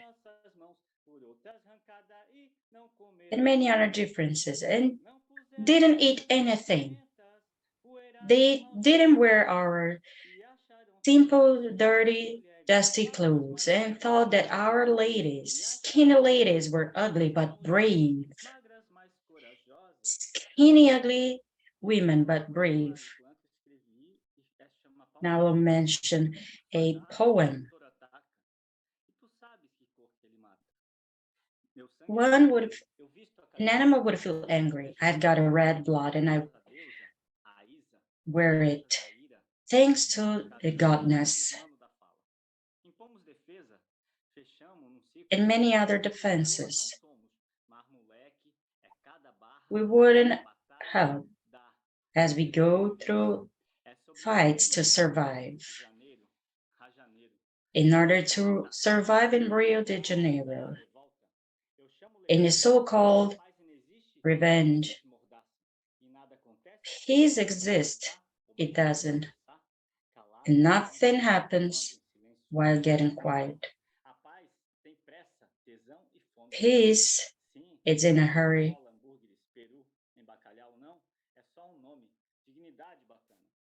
And dignity is just a name. Peace is black and noisy.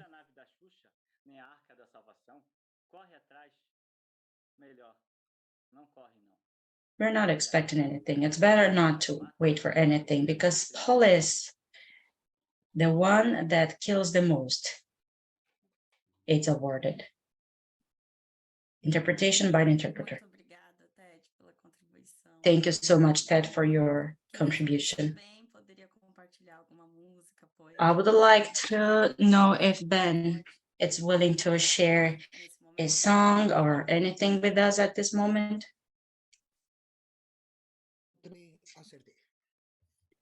Got it. Can you see it here? This is my instrument. It's a bucket. I found out that there are so many people working with buckets. I thought I was the only one, but there's a bunch of people using it out there.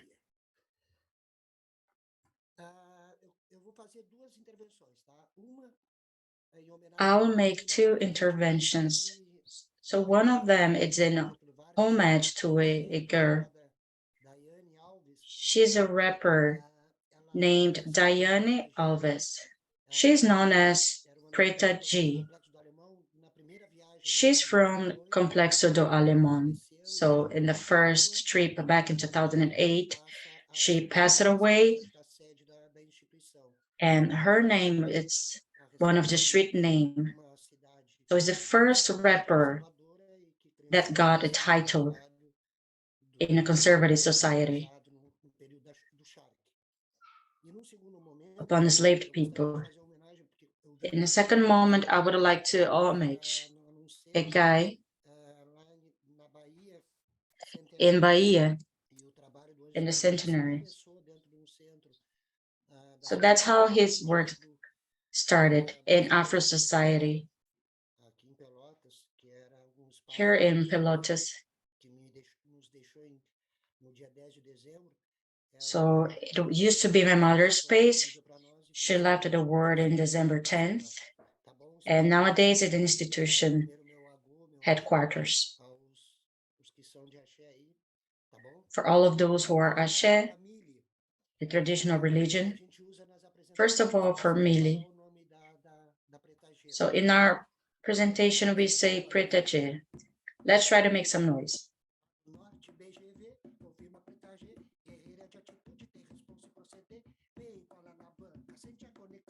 Vai, nega guerreira, tá tudo na tua mão, lá do norte, BGV, confirma Preta G, guerreira de atitude, ter responsa e proceder, vem, cola na banca, sente a conexão, vai, nega guerreira, tá tudo na tua mão. Saudosa Preta G, faz muita falta. We miss you, Preta G. We do miss you in the community. The second one, it's also a homage. But I'm led by my heart. So I would like to make an homage. As we've been mentioning medicinal plants and our ancestors, I hope you like it. I'm sorry, I'm a terrible singer.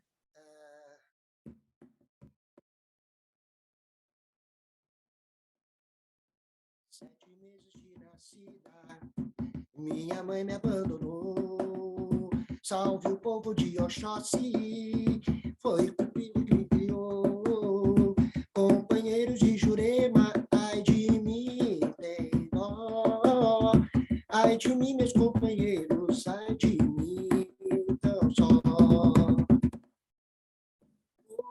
Ô Jurema, ô Jurema, suas folhas caiu serena, Jurema, dentro deste conga, ô Jurema, ô Juremi, ô Jurema, ô Jurema.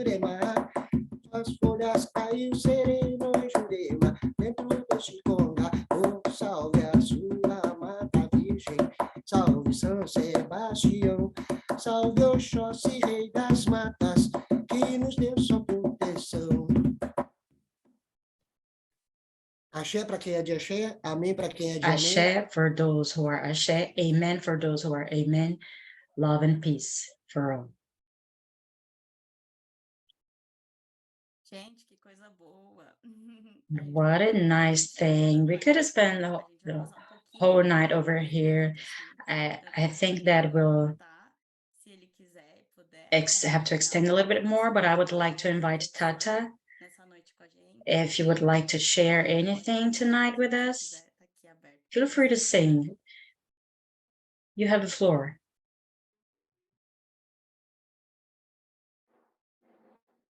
Então, eu sou das artes também, né? Eu sou I'm also an artist. I'm a musician, percussionist. I sometimes also sing. So I would like to share a music written by you. When I first visited Campinas in São Paulo to visit Taina culture, they used to have a whole ritual with the baobab seed. So we would taste baobab seed and then bring it to our community so that it could be planted. And that's what I did. After a week spent over there, I was inspired and wrote this song that was done right there. And it says, todos nós na Casa de Cultura Tainã. Tem uma força que vem do baobá. Na Casa de Cultura Tainã. Tem uma força que vem do baobá. Oba, oba, oba, oba. Oba, oba, oba, oba. Oba, oba, oba, oba. Oba, oba, oba, oba. Oba, oba, oba, oba. Obrigado. Obrigada a você, obrigada a você. Gente, thank you. Thank you. Now, I don't know if anyone else from the network would like to reflect. que eu vi que eu fiquei sem câmera, voltei. Desculpa, pessoal. I'm sorry, I just noticed my camera was off. Nesse momento. Eu I would like to invite every single one to open our cameras at this moment. Before we wrap this up, I would like to see our diversity and have a dynamic in order to understand who we are, and as well as our region. If there are people out of Brazil, could you please turn your camera on? We got a dynamic in our network. We would like to take a picture. So if you could turn on your camera and then invite Jen in order to wrap this up with us. I don't know if you are taking the picture right now. I'm taking the picture right now. That's it. Thank you. It's great seeing you all here. That's great. Then I would like to ask a couple of questions as a dynamics. I would like others to participate. Please raise your hand. Those who come from the north region. We do have. How about the northeast?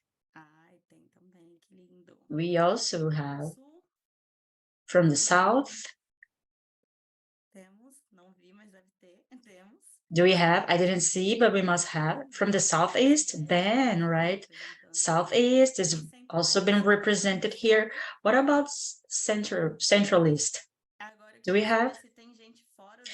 Now, I would like to know if there are people out of Brazil listening to us. Listening to all these great people. Please raise your hands. That's awesome. Thank you, guys. Thank you for opening your cameras. Jan, can I call you? Oh, sorry. Beth and Maria are also raising her hands. So I will call you to join us, and then Jan will wrap this up. I didn't see the order. I think Beth goes first. Well, I just would like to thank, I wasn't able to watch the very first part, but I think that it was a very constructive exchange with people from all over. It's always great to have this exchange. There are so many topics that we would spend even longer hours here, especially listening to these artists. So that's all. I just would like to thank you and wish that we could be stronger and more resistant in order to improve what can be done. Thank you, Beth. I saw that Maria lower her hand, so I'm not really sure if it was raised because I asked about those who are out of Brazil. So maybe she's listening to us by using the interpretation. Maria, would you like to express yourself? Please raise your hand again, otherwise I will understand that it was nothing but an answer for our dynamics. Okay, great. Then you have the floor. Sorry, your microphone is on mute. Well, I'm amazed with everything I've heard today. Thank you, Teresa, for having me here. Definitely all of the problems and situations are the same in every single country.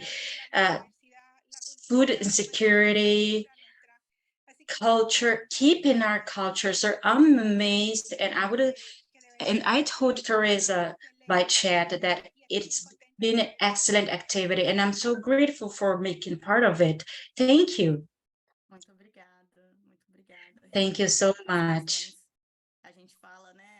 Absolutely. So we're in a huge country, but I think that's the socio-environmental situations are lived global wise. So we're all in the same fight. Otávio, have a good day.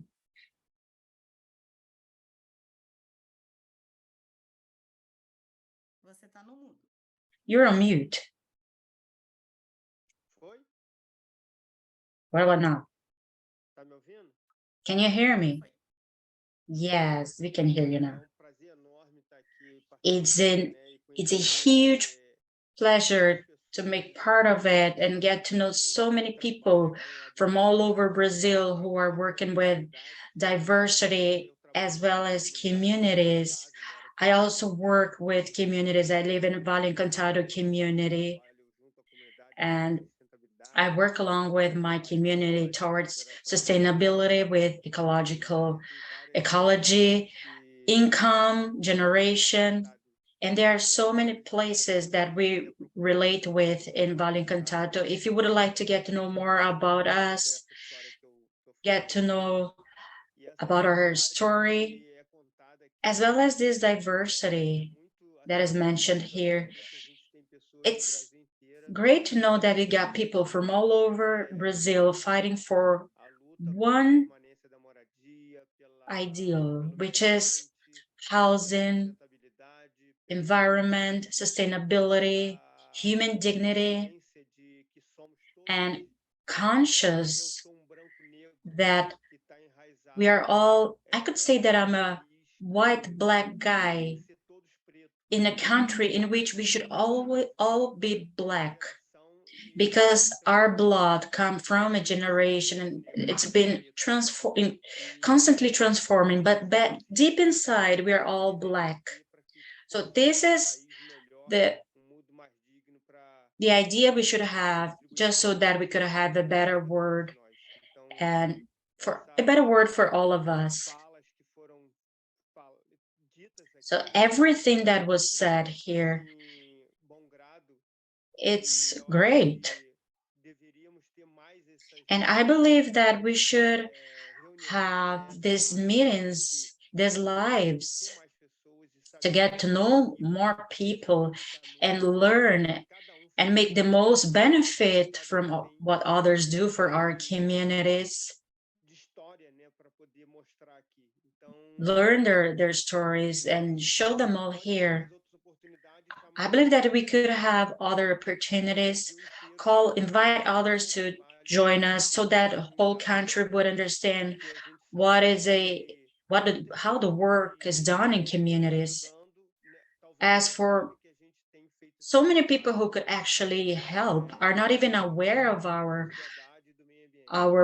work in society and in the environment. So today, for the World Environment Day, was a great date to be chosen, just so that we can keep in our minds each one's dedication and our participation today. It was also a great pleasure to get to know so many people. I would like to go to every single place and learn each one's story in person. So a big hug for all of you. Thank you, Otávio. Thank you for your words. And guys, a fun fact, my birthday was yesterday during World Environment Day. So this is awesome. And listen to all of the Brazilians talking about it. It's unbelievable. I got emotional over here and I will stop so that I want to get emotional one more time. And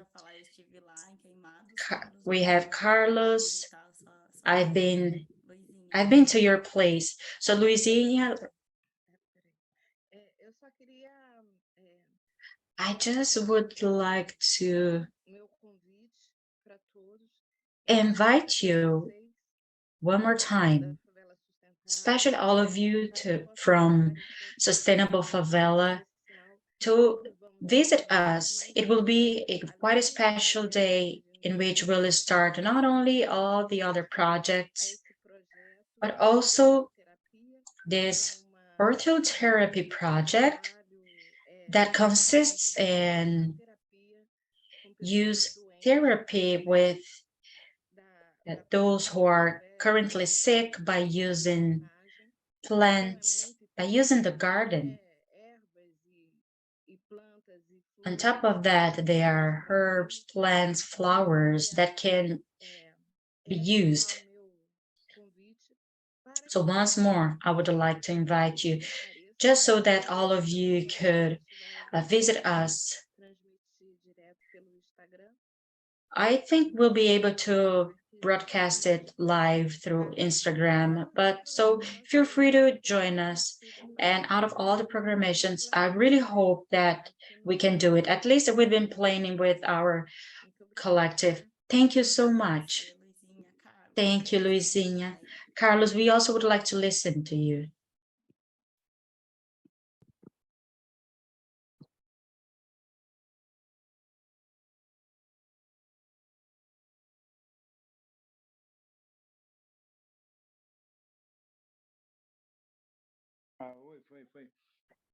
Hello. Good evening to everyone. For those who don't know me, I'm Carlos. I'm from Queimados. I'm the coordinator of a project here that promotes social transformation through cycling.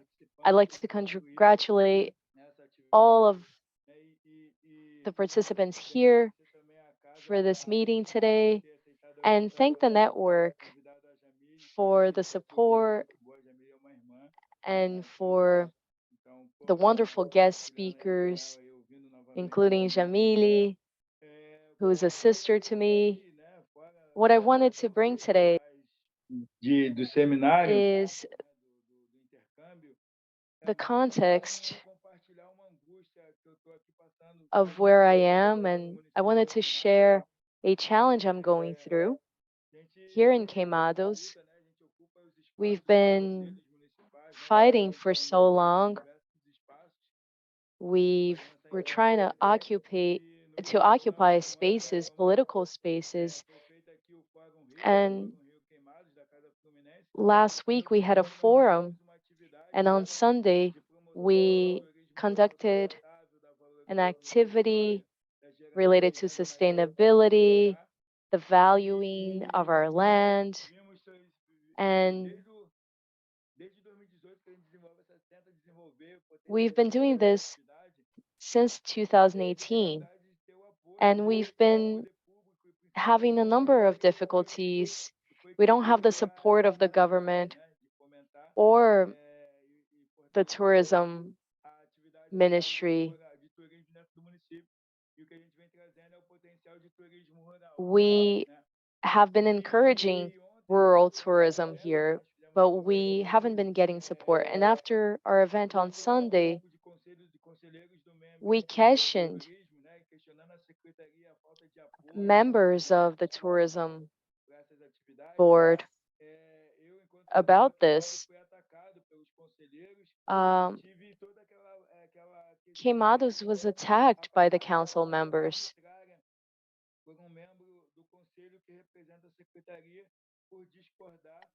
And we had our comments deleted because they disagreed with the way I express myself.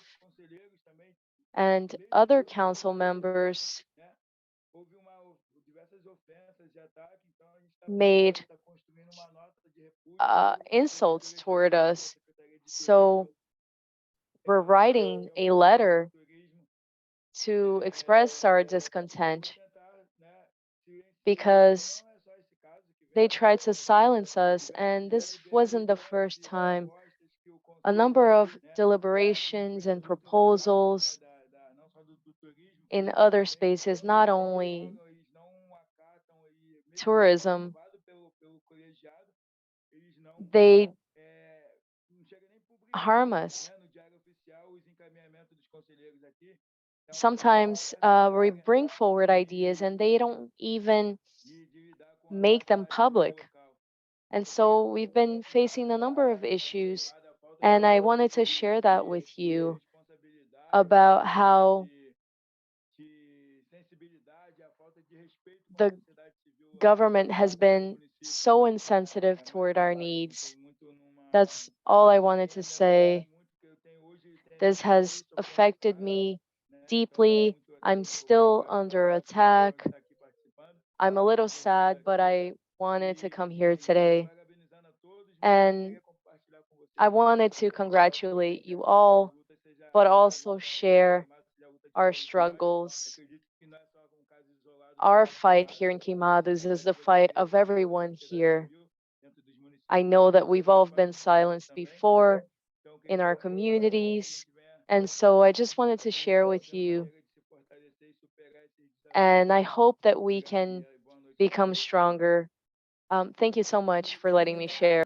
Eu queria aproveitar para falar Thank que a you, gente Carlos. disponibiliza no chat a I wanted to let you know that we have provided depois desse encontro tão a potente, da gente survey, entender o quanto nossas lutas dialogam. and I think it's really important that you fill it out because we're going to use this form to improve and continue our work. The survey is a way of connecting and a way of thinking about future gatherings. I wanted to ask if Tikati has anything to say. And we are going to end today's event with poetry. Well, I just wanted to thank you for inviting me. I leave the event today feeling like I learned a lot from the exchange and the experience of others. I am not very familiar with technology, but I had somebody help me. Someone came straight from the university to help me out today. And I wanted to thank you all. Thank you so much from the bottom of my heart. We are the ones who give thanks to you. Jamile, if you can share your poetry with us, we'd love that.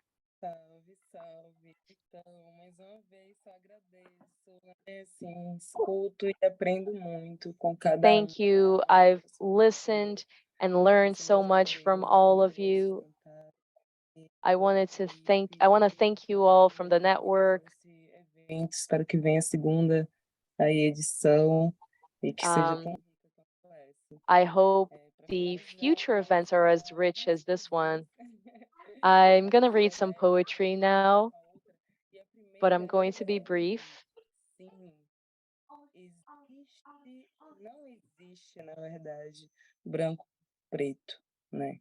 There is no such thing as black and white. Somos uma sociedade atravessada pelo racismo. We are a society that is crossed by racism and genocide. And it is us, Black people, who die every day. Studies show that the Black and poor are those who are arrested. Pelos palanques políticos prometem pura palhaçada, proveito próprio para programas, piscinas, palmas. Para periferia, pânico, pólvora, pá, pá, pá. Primeira página, preço pago, peito, pescoço, os pulmões perfurados. Parece pouco, parece pouco. Pedro Paulo, profissão, pedreiro, passatempo predileto, pandeiro, parceiro. Pois o portando pó passou pelos piores pesadelos, presídios, porões, problemas pessoais, psicológicos, Pedro parceiro, passado, presente, para os parentes principais pertences. PC, político privilegiado, preso, parecia piada, pagou propina pro plantão policial, passou pela porta principal, posso parecer psicopata, pivô para perseguição, preveja populares portando pistola, pronunciando palavrões, promotores públicos pedindo prisões, pecado, pena, prisão perpétua. Palavras pronunciadas pela poeta Periferia. Essa é uma poesia de Georgie. Eu queria partilhar também uma poesia minha com vocês, chamada Fora da Caixa, que fala um pouquinho sobre esse universo tecnológico que a gente I wanted to vive. share another poem with you called Out of the Box, which is about how technology prevents us from being present and perceiving our cities, our territories, and nature. Let me get my lips wet. Vanity, when it dominates us, creates a confusion in our heads. Fake smiles make it clear that everything's artificial.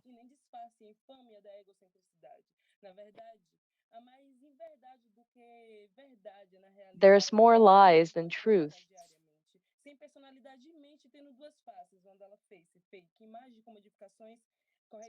Distorted images, fake speeches, no comma placed voluntarily.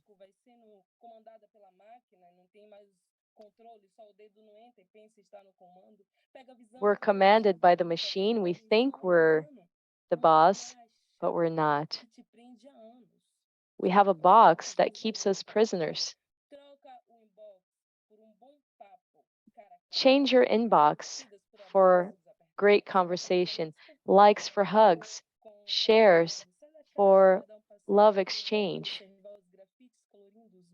Observe graffiti on the walls, clouds in the sky, the different seasons, plants, go cycling. Lose your sight in the horizon. Listen to music, sad music, and cry on the couch. Invite your friends to break the ice, celebrate. Try to draw, make poetry, go dating. Get out of the box. There are so many hills outside. Live a little. Get out of the box. Because to live outside the box is to be a human being. Let us be human beings. And to end,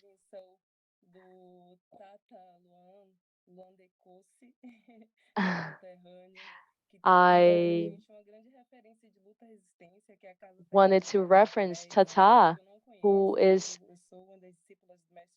such a reference in terms of resistance, and who leads such a revolutionary space. And Baobab is our tree of memory. We heard so many memories today. We heard from so many people from different territories, and it just helps us realize how important memory is. I want to praise everyone here, all of those who fight for territories. And now I'm going to sing a song by Master TC.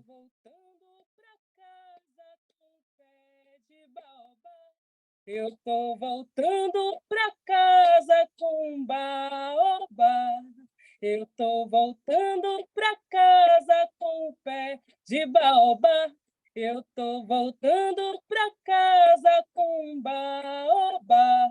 Baobá, baobá, baobá, baobá, baobá, baobá, baobá, baobá. Baoba, baoba, baoba, baoba, baoba. Assim seja, ancestralidade. Demos a volta na árvore da memória. Preservemos a nossa. So this was about ancestry. Let us celebrate our ancestral wisdom. Thank you very much. Axé, axé. Wow, that was amazing. Thank you. Thank you to each one of you that joined us tonight. It was very special. And this meeting just show who we are, what our land is about. So I would like to allow each one of you to join us and express yourself. Unfortunately, we're inside of this box. Hopefully one day we'll be able to leave this box and hug each one of you.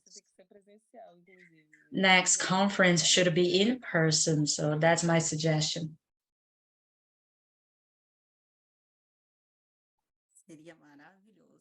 That would be awesome. Who knows? I don't know who's keeping track of it, but I think we should show everyone's face. I would like to greet everyone and have other meetings like that. I just had a teeth procedure and I cannot talk a lot. Thank you. I think that's all. That was our meeting and we're coming to an end.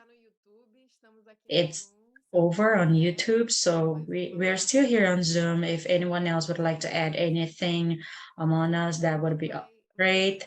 Otherwise, we'll send the evaluations by email, by WhatsApp, so that we can manage future meetings. Thank you for this huge meeting. Thank you for organizing this important network. Thank you. I think we had 8 work group meetings. So you guys thinking about our great guests for this meeting.